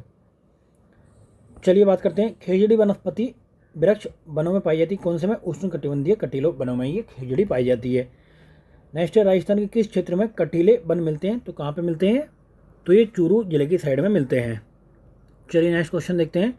सेवण बे लवड़ घास राजस्थान के किस जिले में पाई जाती है? इंपॉर्टेंट क्वेश्चन है, शुष्क क्षेत्रों में पाई जाती है। नेक्स्ट है कौन सी घास राजस्थान में पश्चिमी जिलों में नहीं पाई जाती? तो पश्चिमी लाड़ा घास ये पश्चिमी जिलों में नहीं पाई जाती है। कौन सा कथन असत्य है आपको बताना है। तो पहला है शुष्क सागवान वन राजस्थान के दक्षिणी भाग में पाए जाते हैं, ये स्टेटमेंट ठीक है। दूसरा है मिश्रित पतझड़ वन उदयपुर, चित्तौड़गढ़ व सिरोही जिले में पाए जाते हैं, तो ये बात भी ठीक है। तीसरा उपोष्ण कटिबंधीय सदाबहार वन आबू पर्वत में पाए जाते हैं, तो ये बात ठीक है। कांटेदार वन पूर्वी राजस्थान में नहीं पश्चिमी राजस्थान में पाए जाते हैं, तो ये बात गलत है। चलिए नेक्स्ट चलते हैं। राजस्थान में शुष्क सागवान वन कहाँ पाए जाते हैं? तो कहाँ पर? डूंगरपुर व बांसवाड़ा में पाए जाते हैं। नेक्स्ट है राजस्थान में निम्नलिखित में से किस प्रकार के वन 75 से 110 सेंटीमीटर औसत वार्षिक वाले क्षेत्रों में पाए जाते हैं? तो कौन से हैं? शुष्क सागवान वन है। चलिए नेक्स्ट है राजस्थान के प्रदेश में शुष्क सागवान के वन पाए जाते हैं, तो कहाँ पर? दक्षिणी प्रदेश में पाए जाते हैं। नेक्स्ट है इमारती लकड़ी के लिए प्रसिद्ध सागवान के वन किस जिले में सबसे ज़्यादा पाए जाते हैं? तो कहाँ पर? बांसवाड़ा में पाए जाते हैं। नेक्स्ट है शुष्क सागवान वन राजस्थान के किन जिलों में मिलते हैं? तो कहाँ पर? बांसवाड़ा व उदयपुर में मिलते हैं। नेक्स्ट क्वेश्चन है निम्नलिखित जिलों में समूह में से कौन सा मुख्यतः शुष्क सागवान वनों से आच्छादित है? कौन सा? झालावाड़, बांसवाड़ा, कोटा। नेक्स्ट है राजस्थान के दक्षिणी भाग में 250 से 400 मीटर की ऊंचाई पर सर्वाधिक संख्या में पाए जाने वाले वृक्ष कौन थे? तो सागवान है। चलिए नेक्स्ट देखते हैं। निम्नलिखित जिला समूह में कौन सा सालर या साल के वन क्षेत्र पाए जाते हैं कहाँ पे, अलवर, चित्तौड़गढ़, उदयपुर, सिरोही में ये साल वन पाए जाते हैं। चलिए नेक्स्ट देखते हैं, कौन सा पेड़ गोंद का अच्छा स्रोत है, कौन सा सालर वन गोंद का अच्छा स्रोत है। सालर वन किस जिले में नहीं पाए जाते, तो नहीं में कौन सा, कोटा में नहीं पाए जाते। कौन सा एक युग्म सही सुमेलित नहीं है, कौन सा सालर वन यहाँ पे बाड़मेर दे दिया, आपके पूर्वी राजस्थान में मिलते हैं ये। सालर के वन क्षेत्र कौन से हैं, तो सालर के वन क्षेत्र आपका अलवर हो गया, उदयपुर, सिरोही, अजमेर जिलों में पाए जाते हैं। नेक्स्ट है, अरावली पहाड़ियों पर सालर वृक्ष किस ऊंचाई पर मिलते हैं, तो कौन सी, ये 450 मीटर से अधिक ऊंचाई पर ये मिलते हैं। नेक्स्ट बात करते हैं, माउंट आबू के आसपास जहां वर्षा 150 सेंटीमीटर से अधिक होती है, कौन से वन पाए जाते हैं, वहां पर उपोष्ण कटिबंधीय सदाबहार वन पाए जाते हैं। नेक्स्ट है, किस जिले में उप उष्ण पर्वतीय वन पाए जाते हैं, तो इस सिरोही जिले में, यहाँ पे पर्वत जाते हैं तो यहाँ पे ये वन पाए जाते हैं। राजस्थान के कौन से जिलों में खस घास उत्पादित होती है, तो खस घास कहाँ पे ये उत्पादित होती है, सवाई माधोपुर, भरतपुर, टोंक में। चलिए नेक्स्ट है, कमरों की खुशबूदार व ठंडा करने के लिए किस घास का प्रयोग किया जाता है, तो खस घास का प्रयोग करते हैं। नेक्स्ट है, निम्नलिखित उत्पादों में से कौन सा पर्दे बनाने के काम आता है, तो पर्दे बनाने के काम में खस घास आती है। नेक्स्ट है, राजस्थान में खेर वन्य क्षेत्र पाए जाते हैं, खेर कहाँ पे, कोटा, सवाई माधोपुर में पाए जाते हैं। बात करते हैं, दक्षिणी राजस्थान में कौन से मतलब पाए जाने वाले किस्म की वृक्ष की पत्तियों का उपयोग बीड़ियाँ बनाने के लिए किया था, तो बीड़ियाँ आप जानते हैं कि तेंदू की पत्तियों की बीड़ियाँ बनाते हैं। इसे इसे क्या कहते हैं, टेमरू या फिर बागड़ का चीकू भी कहते हैं इसको। नेक्स्ट है, राजस्थान में किस जिले में तेंदू की पत्ती उत्पादित नहीं होती है, तो कौन से जिले में नहीं होती है, सिरोही जिले में नहीं होती है, बाकी इधर के 12, झालावाड़, उदयपुर में होती है। धोकड़ा क्या है, धोकड़ा एक वृक्ष है। चलिए नेक्स्ट है, कौन सा वृक्ष चारकोल बनाया जाता है, किससे, तो धोकड़ा से चारकोल बनाया जाता है। सेवड़ घास की बात करें तो आप कहाँ पर मिलती है, सेवड़ घास मिलती है ये आपके जैसलमेर में, जबकि खस घास में मिलती है, खस कोटा, सवाई माधोपुर में मिलती है। चलिए नेक्स्ट है, सेवड़ क्या है, तो सेवड़ आप जानते होगा, ये घास है ये जो कम वर्षा वाले क्षेत्रों में उगती है। अब देख लेते हैं कौन सा सही नहीं है, तो सेवड़ घास का इसने कर रखा है अलवर, जबकि सेवड़ घास मिलती है पश्चिमी राजस्थान में, तो ये आंसर सही है आपका बी। कौन सा वृक्ष जंगल की ज्वाला के नाम से जाना जाता है, तो ये इसको पलास को जंगल की ज्वाला के नाम से जाना जाता है। राजस्थान में पलास में कौन से जिलों में पाई जाती है, पलास कहाँ पे, अलवर, अजमेर, उदयपुर, राजसमंद में पलास पाई जाती है। नेक्स्ट है, कौन से जिले का युग्म राजस्थान में कत्था का मुख्य उत्पादक है, तो कत्था की अगर आप बात करें तो राजस्थान में उदयपुर, चित्तौड़गढ़ में कत्था मिलता है। कहाँ से, खेर वृक्ष के तनों की छाल से कत्था बनाया जाता है।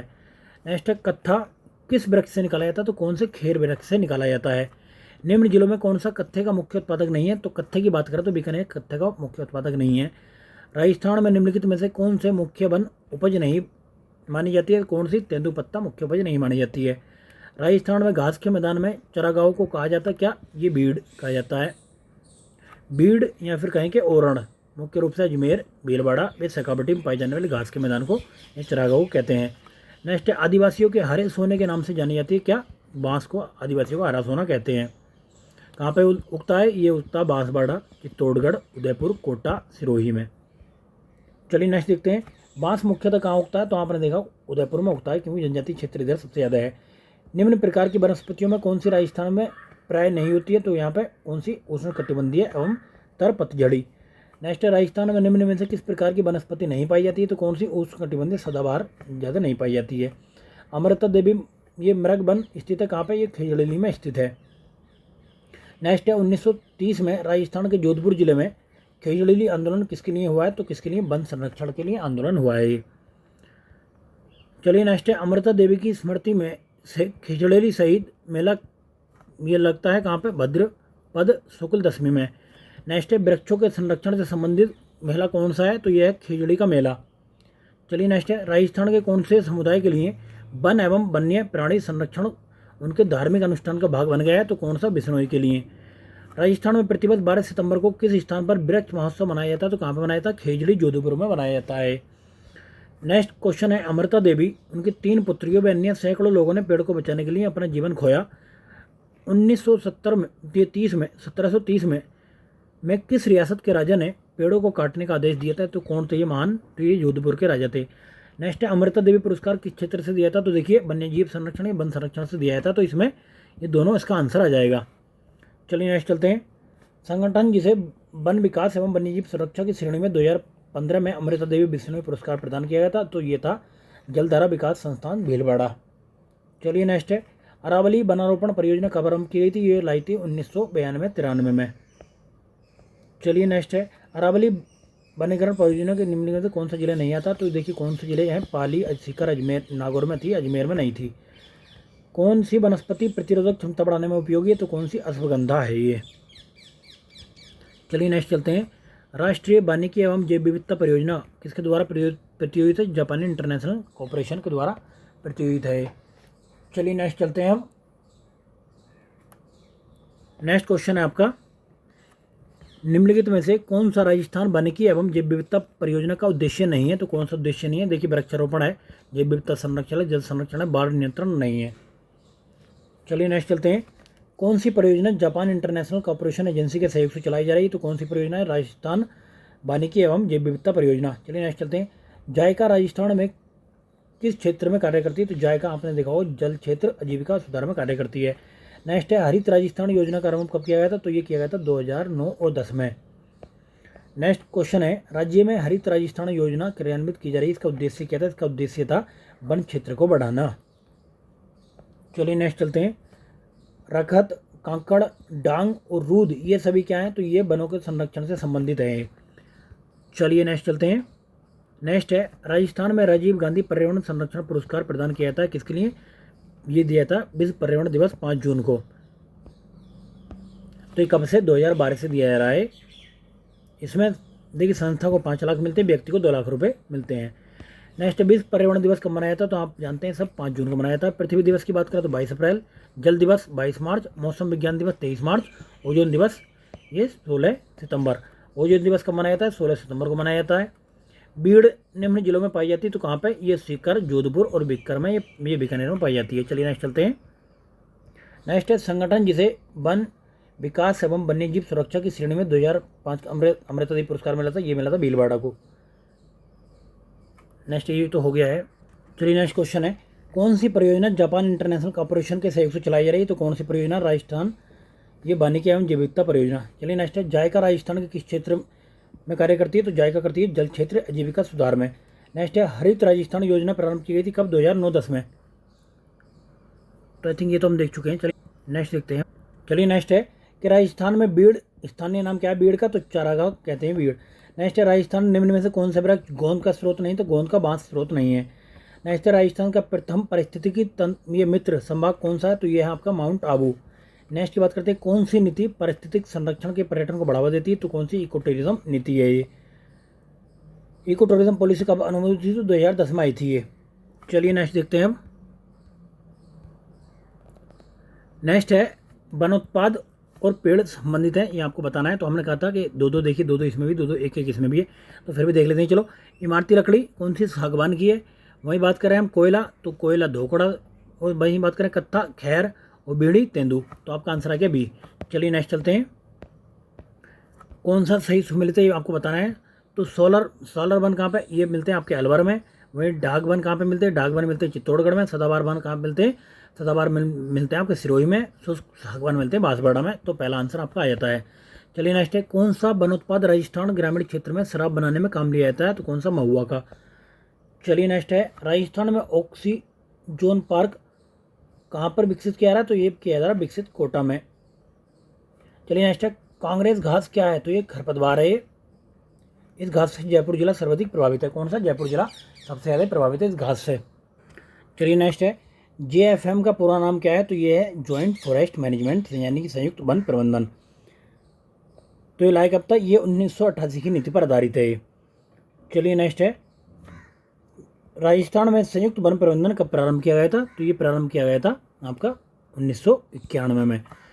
राजस्थान सरकार ने डैश डैश में वनस्पति उद्यान स्थापित करने की घोषणा की थी। तो कब? ये कहाँ पे?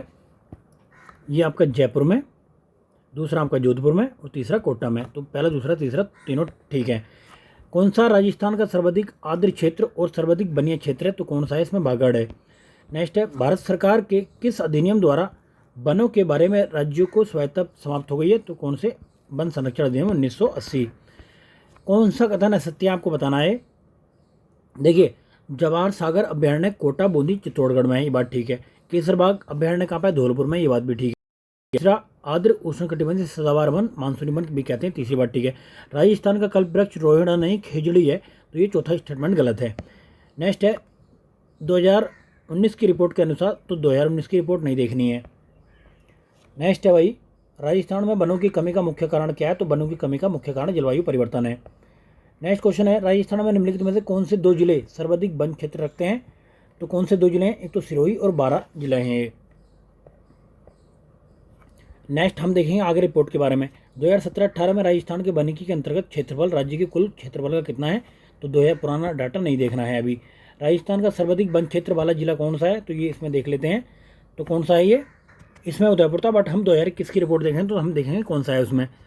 चलिए नेक्स्ट है, राजस्थान के निम्नलिखित जिलों में से कौन सा न्यूनतम वन क्षेत्र रखता है, तो ये चूरू जिला था ये जो न्यूनतम वन क्षेत्र रखता है।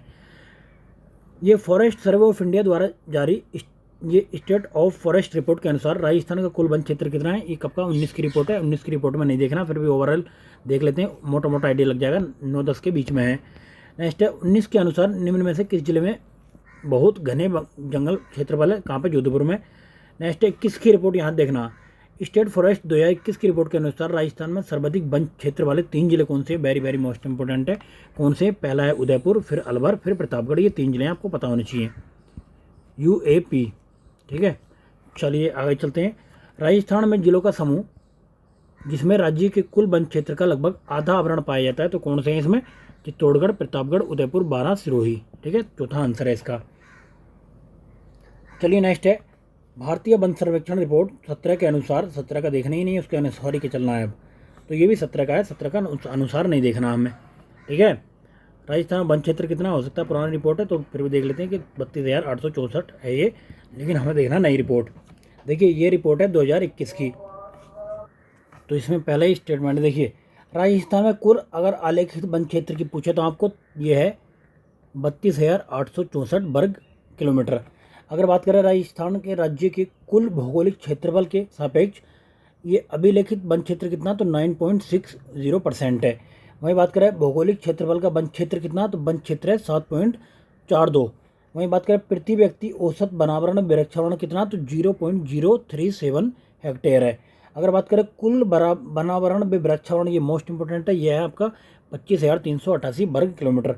अगर बात करें वनावरण कितना है इसमें, तो वनावरण है 16,655 और वृक्षावरण कितना है, ये है आपका 8,733। अगर पूछे कि अभिलेखित वन की दृष्टि से राजस्थान का देश में स्थान कौन सा, तो 15वां है। अब बात करते हैं सबसे ज़्यादा और सबसे कम कहाँ पे है, तो देखिए सर्वाधिक व न्यूनतम वन क्षेत्र व वनावरण भूमि वाले जिले एक दृष्टि में देख लेते हैं। अगर बात करें सबसे ज़्यादा है, यानी कि सबसे ज़्यादा है ये सर्वाधिक वन क्षेत्र व वनावरण भूमि वाले जिले कौन से हैं, तो पहले नंबर पर इसमें उदयपुर, दूसरे पे 12, तीसरे पे करौली, UBK, ठीक है। तो ये पता होना चाहिए आपको, 3 तक आप याद रखो। और न्यूनतम की बात करें तो न्यूनतम में चूरू, हनुमानगढ़ और ये नागौर है, क्लियर है। यहाँ पे क्या की बात कर रहा है, वन क्षेत्र की बात कर रहा है। अगर बात करें यहाँ पे राजस्थान में वनावरण की, तो वनावरण वाले जिले कौन से हैं सर्वाधिक, तो उदयपुर है, प्रतापगढ़ है और सिरोही है। यहाँ पे 23% है, यहाँ पे 23.24, यहाँ पे 17% है। वहीं बात करें न्यूनतम की, न्यूनतम में जोधपुर, चूरू और जैसलमेर, क्लियर है। चलिए नेक्स्ट चलते हैं। अब देख लेते हैं वन्यजीव अभयारण्य राजस्थान में। तो देखिए राजस्थान में वन्यजीव अभयारण्य कितने हैं, तो कुल अभयारण्य हैं यहाँ पे 27, कब तक, 2021 तक। तो चौथे टाइगर रिजर्व के रूप में अभी किसको, बूंदी में एक है रामगढ़ भिसधारी सेंचुरी को मंजूरी दे दी गई है, कौन से, चौथे। बात करें यहाँ पे 7 मृग वन हैं और 16 कंजर्वेशन रिजर्व हैं, 5 जंतुआलय हैं, 2 रामसर स्थल हैं, कौन कौन से, घना पक्षी विहार और सामर झील। चलिए नेक्स्ट है, राजस्थान के किस वन्यजीव अभयारण्य को राज्य का चौथा ये घोषित किया गया, इंपॉर्टेंट है, ये पूछा सकता, तो रामधर भिसधारी को कहाँ पर है, बूंदी में है। नेक्स्ट है 2022 में रामगढ़ भिसधारी अभयारण्य को एक टाइगर रिजर्व के रूप में परिवर्तित कर दिया गया है, ये किस जिले में है, आपको बताया था अभी, बूंदी जिले में है ये। नेक्स्ट है राजस्थान के राष्ट्रीय उद्यान कौन कौन से हैं, तो आपको पता होना चाहिए, मुकुंदरा हिल्स है, रणथंभौर है और केवला देव है, तो ये 3 हैं। कौन कौन से, रणथंभौर कहाँ पर है, सवाई माधोपुर में है, RS, और दूसरा केवला देव भरतपुर में है, KB, दूसरा मुकुंदरा, ये मुकुंदरा कहाँ पर है, कोटा चित्तौड़गढ़ में है। चलिए नेक्स्ट है, कौन सा राष्ट्रीय उद्यान क्षेत्रफल में सबसे बड़ा है, तो क्षेत्रफल में सबसे बड़ा कौन सा था, अभी हमने देखा था, ये रणथंभौर ही सबसे बड़ा है, इनमें रणथंभौर राष्ट्रीय उद्यान सबसे बड़ा है। चलिए नेक्स्ट है, प्रथम राष्ट्रीय उद्यान की अगर बात करें तो राजस्थान में कौन सा रणथंभौरी है। नेक्स्ट है इंडिया इको डेवलपमेंट कार्यक्रम कौन सा राष्ट्रीय उद्यान या वन्यजीव अभ्यारण्य में क्रियान्वित किया जा रहा है, तो कहाँ पे ये रणथंभौर राष्ट्रीय उद्यान में क्रियान्वित किया जा रहा है। चलिए नेक्स्ट है, किस वर्ष रणथंभौर को राष्ट्रीय उद्यान घोषित किया गया, तो कब 1980 में डिक्लेयर किया गया था ये। रणथंभौर राष्ट्रीय उद्यान राजस्थान के किस जिले में स्थित है, तो आपने देखा था RS जहाँ पे आए तो पकड़ लो उसको। चलिए नेक्स्ट है, राष्ट्रीय उद्यान और अभ्यारण्य को विश्व प्राकृतिक धरोहर के रूप में जाना जाता है किसको, केवलादेव राष्ट्रीय उद्यान को। चलिए नेक्स्ट चलते हैं। नेक्स्ट है, राजस्थान में विधि द्वारा संरक्षित विश्व धरोहर में शामिल अद्वितीय पक्षी अभ्यारण्य स्थल कौन सा, तो केवलादेव है। नेक्स्ट, राजस्थान में पक्षी प्रजातियों की सर्वाधिक विविधता कहाँ पाई जाती है, तो ये विविधता पाई जाती है केवलादेव भरतपुर में। नेक्स्ट क्वेश्चन है, घना पक्षी विहार पक्षियों का स्वर्ग माना जाता है, यह मुख्य आकर्षण है किसका, साइबेरियन क्रेन यहाँ पे आती है। केवलादेव घना राष्ट्रीय उद्यान भरतपुर पर्यटन स्थित, ये त्रिकोणीय है, ये स्वर्ण त्रिकोण गंभीर बाणगंगा नदियों के संगम पर स्थित है, इसको पक्षियों का स्वर्ग भी कहलाता है। चलिए नेक्स्ट है, राजस्थान में निम्नलिखित में से कौन सा राष्ट्रीय उद्यान अपने पक्षियों के जीवों के लिए प्रसिद्ध है, तो कौन सा है, ये केवलादेव राष्ट्रीय उद्यान है। केवलादेव राष्ट्रीय उद्यान का नामकरण किसके नाम पर किया गया, तो ये किया गया था शिव मंदिर के नाम पर। चलिए नेक्स्ट चलते हैं, निम्नलिखित में से कौन सी गंभीरी एवं बाणगंगा नदियों के संगम पर स्थित है, केवलादेव राष्ट्रीय उद्यान इनके संगम पर स्थित है। राजस्थान के किस जिले में राष्ट्रीय पक्षी अभ्यारण्य है, तो कौन से में, भरतपुर में है ये। नेक्स्ट है, साइबेरियन सारस के लिए ये प्रसिद्ध है केवलादेव। चलिए नेक्स्ट है, साइबेरियन सारस के किस ऋतु में घना पक्षी अभ्यारण्य में आते हैं, तो कौन से, शीत ऋतु में आते हैं। केवलादेव राष्ट्रीय उद्यान स्थित है कहाँ पे, तो केवलादेव है भरतपुर में। नेक्स्ट है, राजस्थान का वह जिला जो विश्व का द्वितीय पक्षी अभ्यारण्य है एवं जिला पक्षियों का स्वर्ग है, कौन सा, भरतपुर। नेक्स्ट है, कौन सा सही सुमेलित है, तो सही सुमेलित आपने देखा केवलादेव भरतपुर में है। मुकुंदरा हिल कोटा में है, M के आगे के आएगा आपका, सरिस्का अलवर S के आगे ए आ गया, रणथंभौर सवाई माधोपुर R के आगे S आ गया, तो ये है। बाकी केवलादेव कहाँ पे, केवलादेव है आपका भरतपुर में। चलिए नेक्स्ट चलते हैं, भरतपुर बर्ड पैराडाइज पुस्तक के लेखक कौन है, तो इसके लेखक हैं मार्टिन इवेंस। किस वर्ष दर्रा वन्यजीव अभ्यारण्य को राष्ट्रीय उद्यान यानी कि मुकुंदरा हिल्स दर्रा राष्ट्रीय उद्यान घोषित किया गया था, तो कब किया गया था, 2012 को किया गया था। 2012 कोई ऑप्शन में नहीं है। चलिए नेक्स्ट है, मुकुंदरा हिल्स नेशनल रिजर्व को राजस्थान सरकार द्वारा तीसरा राष्ट्रीय उद्यान कब घोषित किया गया था, तो 9 जनवरी 2012 को। मुकुंदरा हिल्स टाइगर रिजर्व राज्य के किन 4 जिलों में फैला हुआ है। मुकुंदरा हिल्स देखिए कोटा में, बूंदी, चित्तौड़गढ़, झालावाड़ में फैला हुआ है। राजस्थान में दर्रा अभ्यारण्य कहाँ स्थित है, तो दर्रा की बात करें तो कहाँ पे, कोटा में।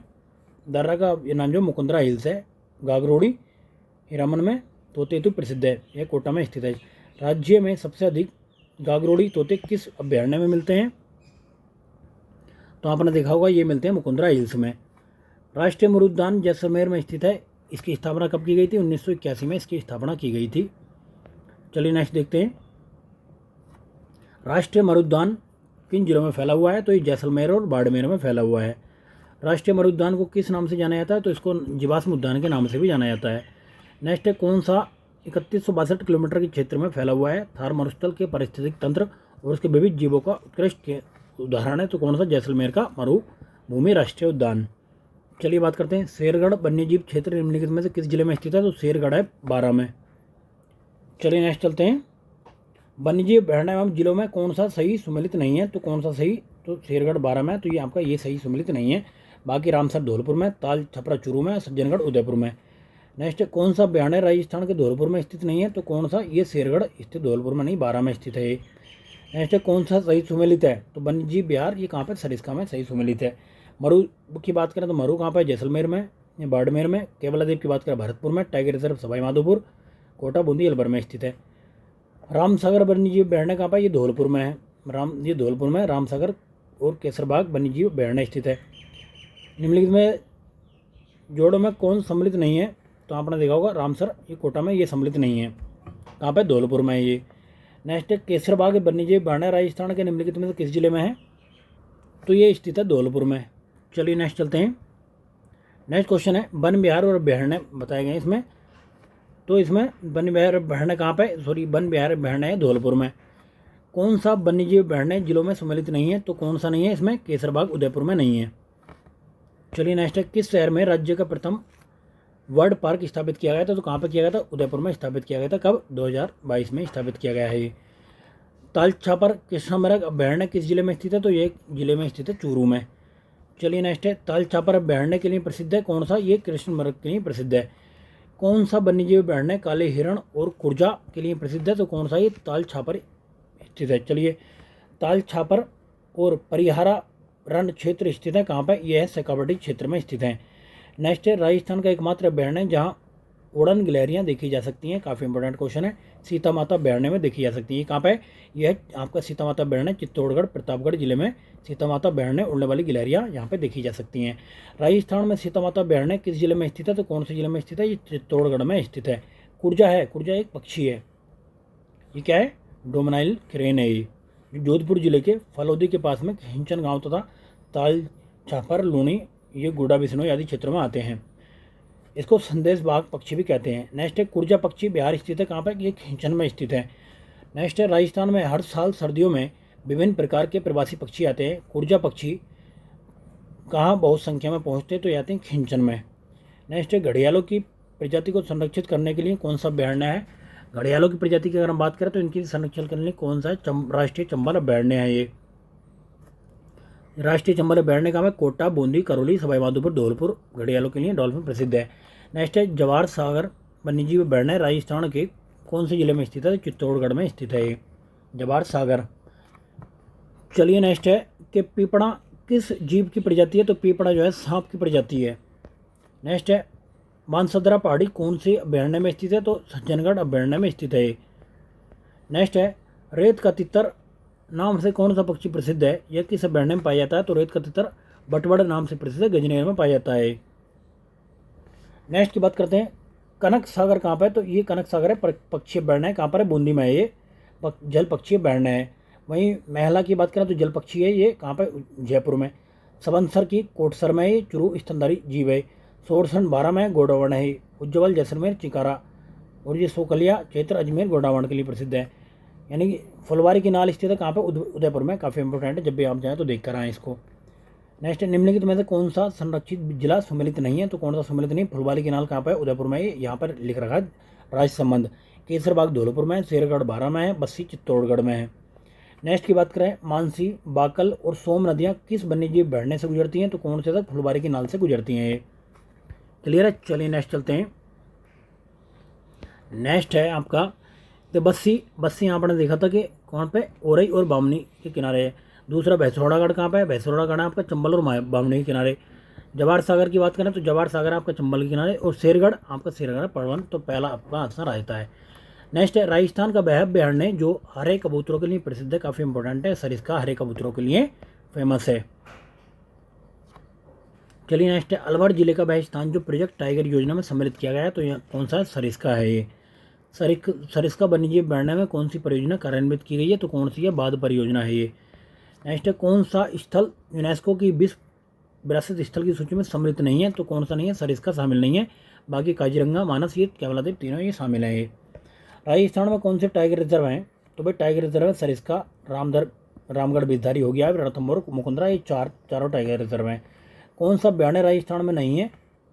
तो भाई चारों अभयारण्य राजस्थान में, फुलवाड़ी की नाल, ये सोना माता और टाटगढ़, रावली, ये देवी, चारों ही राजस्थान में। तो इसका आंसर ही गलत है ये। राजस्थान सरकार ने पर्यावरण संरक्षण के प्रति आमजन को शिक्षित और जागरूक करने के उद्देश्य से किन वाटिकाओं का निर्माण जुलाई 2022 में किया? तो कौन सी? लवकुश वाटिका का। नेक्स्ट है, कौन सा वन्यजीव अभयारण्य करौली जिले में स्थित है? तो कौन सा? केला देवी करौली जिले में स्थित है। नेक्स्ट, वन्यजीव अभयारण्य एवं जिला सही सम्मिलित नहीं है। कौन सा भाई? केला देवी कहाँ पे है? केला देवी आपका यह है करौली में, तो भरतपुर में नहीं है। नेक्स्ट कौन सा गलत है भाई? तो कौन सा गलत है? यहाँ पर ये दे रखा बस्सी जयपुर में, बस्सी चित्तौड़गढ़ में है। बाकी केसरबाग धौलपुर, सवाई माधोपुर ये रामगढ़ बिजधारी बूंदी में है। चलिए नेक्स्ट चलते हैं। अब नेक्स्ट क्वेश्चन है, बस्सी वन्यजीव अभयारण्य राजस्थान के निम्नलिखित में से कौन से जिले में? बस्सी जैसे याद चित्तौड़गढ़ आपको लगाना है। सज्जनगढ़ बायोलॉजिकल पार्क राजस्थान के कौन से जिले में स्थित है? सज्जनगढ़ है आपका उदयपुर में। चलिए नेक्स्ट देखते हैं। बाकी बात करें, माचिया जोधपुर में, नाहरगढ़ जयपुर में, अबेड़ा कोटा में, मरुधा बीकानेर में, सज्जनगढ़ उदयपुर में। राजस्थान में नाहरगढ़ जैविक उद्यान का उद्घाटन कब किया गया था? 2016 में किया गया था। राजस्थान का पहला बायोलॉजिकल पार्क कहाँ स्थापित किया गया है? तो ये स्थापित किया गया है सज्जनगढ़ उदयपुर में। नेक्स्ट है राजस्थान के जैविक उद्यान कहाँ स्थापित किए गए हैं? तो ये स्थापित किए हैं नाहरगढ़, सज्जनगढ़, माचिया में। चलिए नेक्स्ट है किशनबाग एक नवनिर्मित राजस्थान पार्क है, तो ये कौन सा? जयपुर है इसका आंसर। चलिए नेक्स्ट चलते हैं, कौन सा जयपुर का प्रथम डेजर्ट पार्क है? तो कौन सा भाई? ये किशनबाग प्रथम डेजर्ट पार्क है। नेक्स्ट चलते हैं, राजस्थान में निम्नलिखित में से किन वन्यजीव पारिस्थितिक स्थलों पर वर्तमान में जैव विविधता एवं जीन पूल संरक्षण का कार्य प्रगति पर है? तो कौन सा? नाहरगढ़, सज्जनगढ़, सरिस्का, माउंट आबू। चलिए नेक्स्ट चलते हैं, नेक्स्ट है रामसर सम्मेलन ईरान द्वारा चिन्हित राजस्थान में अंतर्राष्ट्रीय महत्व की वन्यजीव आर्द्र भूमि के नाम बताइए कौन कौन से? तो सामरजीव और केवलादेव दो ही हैं इसमें ये शामिल। तो केवलादेव को शामिल किया गया था ये 1981 में और सामर झील को शामिल किया गया 1990 में। चलिए नेक्स्ट चलते हैं, कौन सी राष्ट्रीय उद्यान रामसर साइट में सम्मिलित किया गया है? तो किसको शामिल किया? केवलादेव को शामिल किया गया है। निम्नलिखित में से कौन सा कार्य है वन्य जीव एवं वन्य जीव विविधता में बाधक है? तो कौन सा? वन उन्मूलन बाधक है इनमें। नेक्स्ट है कौन सा बेमेल है? इसको चुनना है।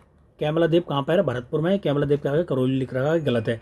सरिस्का अलवर में, मरुद्यान जैसलमेर में, रणथंभौर सवाई माधोपुर में है। नेक्स्ट की बात करते हैं, एक तरफ तो वन्य जीव बढ़ाए दे रहे हैं, दूसरी तरफ जिले तो सम्मिलित नहीं है। कौन सा? कौन सा सम्मिलित नहीं है? दूसरा सम्मिलित नहीं है। बंद बरोड़ा कहाँ पर? ये है भरतपुर में, यहाँ पर लिख रहा है अलवर। फुलवारी के नाल आप जानते हैं उदयपुर में। टाटगढ़ कहाँ पे? अजमेर राजसमंद में। बस्सी कहाँ? चित्तौड़गढ़ में है। चलिए नेक्स्ट है, जमुमा रामगढ़ अभ्यारण्य राजस्थान के किस जिले में स्थित है? तो जयपुर में स्थित है ये। नेक्स्ट चलते हैं, जमुमा रामगढ़ वन्यजीव अभ्यारण्य किस राज्य में स्थित है? तो ये राजस्थान में स्थित है। चलिए नेक्स्ट चलते हैं, वन्यजीव अभ्यारण्य जिले में कौन सा युग्म गलत है? तो बताना है। जमुबा कहाँ पे है? जमुबा यहाँ पर नहीं, झालागढ़ में। जबकि सरिस्का अलवर, सज्जनगढ़ उदयपुर, जबकि केसरबाग धौलपुर में।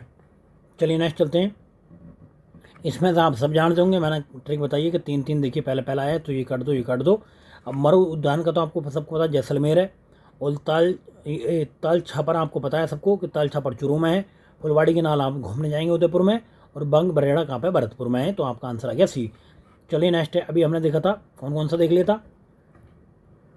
देखिए ताल छापर हमने देखा था, तो ताल छापर किसके लिए फेमस है? ताल छापर है कृष्ण मृग के लिए फेमस है। राष्ट्रीय चंबल अभ्यारण्य किसके लिए फेमस है? तो चंबल अभ्यारण्य फेमस है मगरमच्छ के लिए।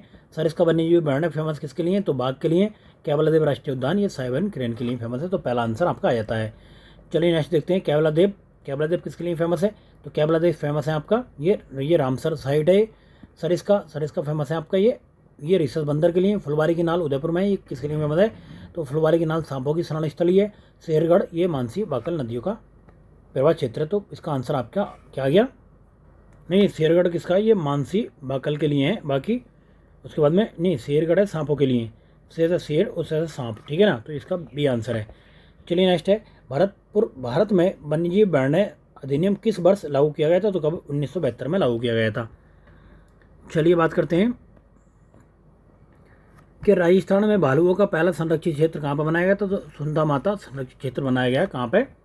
ये बनाया गया आपका जालौर जिले के सुंदा माता में। चलिए नेक्स्ट है, सुंदा माता कंजर्वेशन रिजर्व स्थित है कहाँ पे? सिरोही जालौर में स्थित है ये। हाल ही में वन विभाग राजस्थान ने गोडावांड के अंडे सेने की कृत्रिम विधि हेतु निम्न में से किस संस्था का सहयोग लिया है? तो world life institute of India Dehradun का सहयोग लिया है। नेक्स्ट है, रामगढ़ बिसधारी वन्यजीव अभ्यारण्य किस जिले में स्थित है? बार बार पूछा जा रहा है, तो बूंदी जिले में स्थित है। चौथा टाइगर रिजर्व इसको डिक्लेयर कर दिया गया है। चलिए नेक्स्ट है, इसमें नेक्स्ट है, रामगढ़ बिसधारी अभ्यारण्य को किस स्वरूप में अधिसूचित किया गया है? तो कौन से स्वरूप में अधिसूचित किया गया है इसको किया गया है बाघ संरक्षित क्षेत्र है। नेक्स्ट है, वन्यजीव अभ्यारण्य और उनकी सही स्थिति बतानी है आपको। तो रामगढ़ बिसधारी आपने देखा था, रामगढ़ बिसधारी कहाँ पे? तो बूंदी में है। तो पहले यहाँ जैसा आंसर पकड़ोगे तो इसका आंसर आ जाता है। बी का जवाहर की बात करें तो जवाहर कहाँ पे? कोटा में। वहीं वन विहार की बात करें तो वन विहार कहाँ पे? आपका धौलपुर में। जब ताल छापर की बात करें तो ताल छापर है आपका ये चूरू में। और सरिस्का की बात करें तो सरिस्का अलवर में। चलिए नेक्स्ट चलते हैं, अब इसमें से आपको मिलान करना है कि कौन सा कहाँ पर स्थित है। क्लियर है? तो पहला ये है, दूसरा ये है, तीसरा ये है, चौथा ये है, कौन सा मिलाना? तो पहले में आएगा यहाँ पर नाहरगढ़। अब नाहरगढ़ देख लो पहले में कौन सा है। नाहरगढ़ देखिए, इसमें पहले में नाहरगढ़, दूसरे पाएगा बंदेरड़ा, फिर फुलवाड़ी की नाल, फिर सीता माता। आपका आंसर आ गया है। चलिए नेक्स्ट है, देखिए बंद बारेड़ा कहाँ पर है? बंद बारेड़ा आपने देखा था कि कहाँ पे? भरतपुर में है। सीता माता कहाँ पर है? सीता माता चित्तौड़गढ़ में। और फुलवाड़ी की नाल आपको कहाँ देगा? फुलवाड़ी की नाल हमने बताया था। फुलवाड़ी की नाल कहाँ पर है? फुलवाड़ी की नाल है आपके ये फुलवाड़ी की नाल है कहाँ? ये है आपके ये उदयपुर में। वही नाहरगढ़ की बात करें, नाहरगढ़ है आपका जयपुर में। चलिए सी आंसर इसका आ गया। नेक्स्ट है बंद बरेड़ा वन्यजीव अभयारण्य राजस्थान के किस क्षेत्र में स्थित है? तो भरतपुर में स्थित है। देखिए बी से बंद और बी से भरतपुर, आपको ऐसी ट्रिक बना लेनी छोटी छोटी। टाटगढ़ रावली वन्यजीव अभयारण्य राजस्थान के किस जिले में स्थित है? तो अजमेर पाली राजसमंद में स्थित है। नेक्स्ट है टाटगढ़ रावली वन्यजीव अभयारण्य जिले में स्थित नहीं है, कौन से में? तो ये देखिए अजमेर में स्थित है, राजसमंद में, तो ये पाली में टोंक में स्थित नहीं है। नेक्स्ट है राजस्थान सरकार ने हाल ही में तेंदुओं के संरक्षण के लिए पायलट प्रयोग शुरू किया है, निम्न में से कौन सा तेंदुआ पायलट प्रयोग में शामिल नहीं है? तो कौन सा शामिल नहीं है? मनसा माता संरक्षण रिजर्व इसमें शामिल नहीं है। नेक्स्ट है ये आमागढ़ रिजर्व खबरों में था, यह प्रसिद्ध है किसके लिए? ये लेपर्ड सफारी के लिए प्रसिद्ध है। नेक्स्ट जयपुर के किस क्षेत्र में तेंदु सफारी पार्क स्थापित किया जाएगा? तो कहाँ पर? झालाना में स्थापित किया जाएगा ये। नेक्स्ट है आमागढ़ लेपर्ड सफारी का आरंभ किया गया था कब? ये जयपुर में किया गया था। कौन सा अभयारण्य जंगली मुर्गे के लिए प्रसिद्ध है? कौन सा है? माउंट आबू जंगली मुर्गे के लिए प्रसिद्ध है। नेक्स्ट बात करें संकटग्रस्त पादपों के नाम सूचीबद्ध किए गए हैं, तो कौन से? लाल आंकड़ों की पुस्तिका में, यानी कि यूएनडीपी द्वारा आईयूसीएन द्वारा लिस्ट निकाली जाती है। क्लियर? इसका हेड ऑफिस कहाँ है? स्विट्जरलैंड में हेड ऑफिस है। नेक्स्ट है भारत सरकार द्वारा निम्नलिखित संभावित स्थानों पर चीता पुनर्वास योजना, ये कहाँ पे? ये जैसलमेर में, शाहगढ़ में। चलिए नेक्स्ट है रामगढ़ बेजारी अभयारण्य को किस शहरों में अधिसूचित किया गया? अभी बाघ संरक्षित क्षेत्र में अधिसूचित किया गया है। अब इसमें तो आप देख लिया था कि इसमें रामगढ़ कहाँ पे? बूंदी में है, तो ये तो हम ऑलरेडी डिस्कस कर चुके हैं। ये टाटगढ़ रावली भी डिस्कस किया जा चुका है। चलिए नेक्स्ट देखते हैं राजस्थान के कौन से समुदाय के लिए वन एवं वन्यजीव संरक्षण एवं उनके धार्मिक अनुष्ठान का भाग बन गया है? तो किसके लिए? बिश्नोई के लिए। रामगढ़ आपने देखा था, रामगढ़ कहाँ पे? रामगढ़ है आपका बूंदी में, तो रामगढ़ का बूंदी आ गया। जवार सागर कहाँ पे? जवार सागर है आपका कोटा में। उसके बाद ताल छापर कहाँ पे? ताल छापर है आपको चूरू में। वन विहार कहाँ पे? धौलपुर में। तो आपका सही आंसर आ जाता है। नेक्स्ट है राजस्थान में कौन से जिले का प्रतीक मोर है? तो मोर किसका प्रतीक है? भीलवाड़ा का प्रतीक है। कृष्ण मृग, ये मृग सुमकर किसका है? तो ये चूरू जिले का सुमकर है। राजस्थान सरकार के वन विभाग ये सुमकर दिए गए हैं, कौन सा युग्म? गलत युग्म को दिया गया है। तो गलत युग्म कौन सा? देखिए अलवर का भाग नहीं है, तो अलवर का आगे देखें हम क्या है, तो बाकी भीलवाड़ा का मोर है, भरतपुर का सारस है, जालोर का भालू है। पशु सुमकर कौन सा सही सुमेलित नहीं है? तो इसमें से ये कबर बिज्जू बांसवाड़ा का नहीं है। बाकी काला तितर झुंझुनू का, डोमिसाइल क्रेन किसका? जोधपुर का। ये चितल हिरण ना जयपुर का। जिला इसमें कौन सा युग्म त्रिलोड़ीपूर्ण है बताना आपको? दोसा मगर का नहीं है। सुमकर कौन सा नहीं है? तो पहले सही देख लेते कौन सा? भीलवाड़ा मोर का है, चुरू कृष्णमर्ग का, जैसलमेर का गोडावाड़ा है। राजस्थान के निम्नलिखित में कौन से जिले बज्जू रिजर्व एरिया स्थित है? कहाँ पे? बीकानेर में। अब देख लेते हैं। देखिए अजमेर का अगर बात करें तो खरमोर है, ये शुभंकर। वहीं बात करें मगर तो 12 का है। और इम्पोर्टेंट चुरू कहाँ का? कृष्ण, ये चुरू का है कृष्णमृग। वही बात करें हम भेड़िया, तो भेड़िया राजसमंद का, सीकर का शाहीन है। नेक्स्ट बात करें अलवर का सांभर है। और बात करें दोसा का खरगोश है। करौली का घड़ियाल है। पाली का तेंदुआ है। सवाई माधोपुर का बाघ है। तो ये सारे तो याद नहीं होने के, फिर भी इंपॉर्टेंट देख लो बस। भीलवाड़ा का मोर है, जैसलमेर का गोडावड़ है, और भरतपुर का सारस है, और टोंक का हंस है। क्लियर है? श्रीगंगानगर का चिकारा है। सारे तो याद ना होने के इतने कम टाइम में।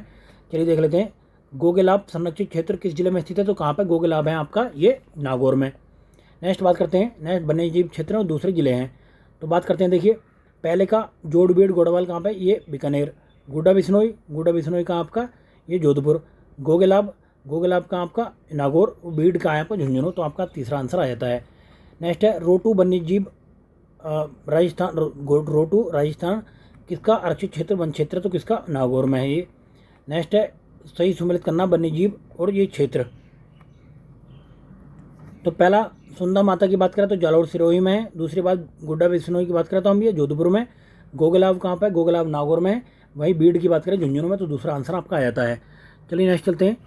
वन्यजीव संरक्षित क्षेत्र में असंगत बताना है आपको। अभी असंगत में देखा था हमने। गोगेलाब कहाँ पर? गोगेलाब पाली में नहीं है, तो यही गलत है। बीड़ झुंझुनू में, जोड़बीड़ गोडवाला में, और गुड्डा बिश्नोई जोधपुर में।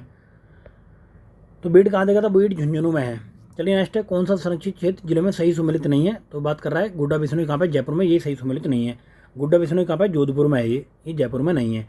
नेक्स्ट है कौन सा क्षेत्र जिला सही सुमेलित नहीं है?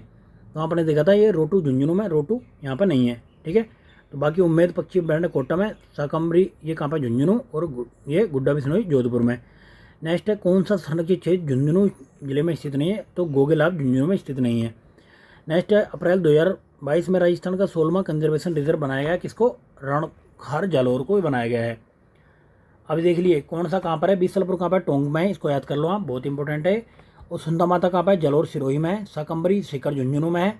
बीड़ झुंझुनू ये झुंझुनू में है। उम्मेद अगर गंज की बात करें ये कोटा में है। बांसीकल ये झुंझुनू में है। सवाई बांध पाली में, शाहबाद बारा में। और जोड़बीड़ की बात करें बीकानेर में। गुड्डा बिश्नोई ये जोधपुर में।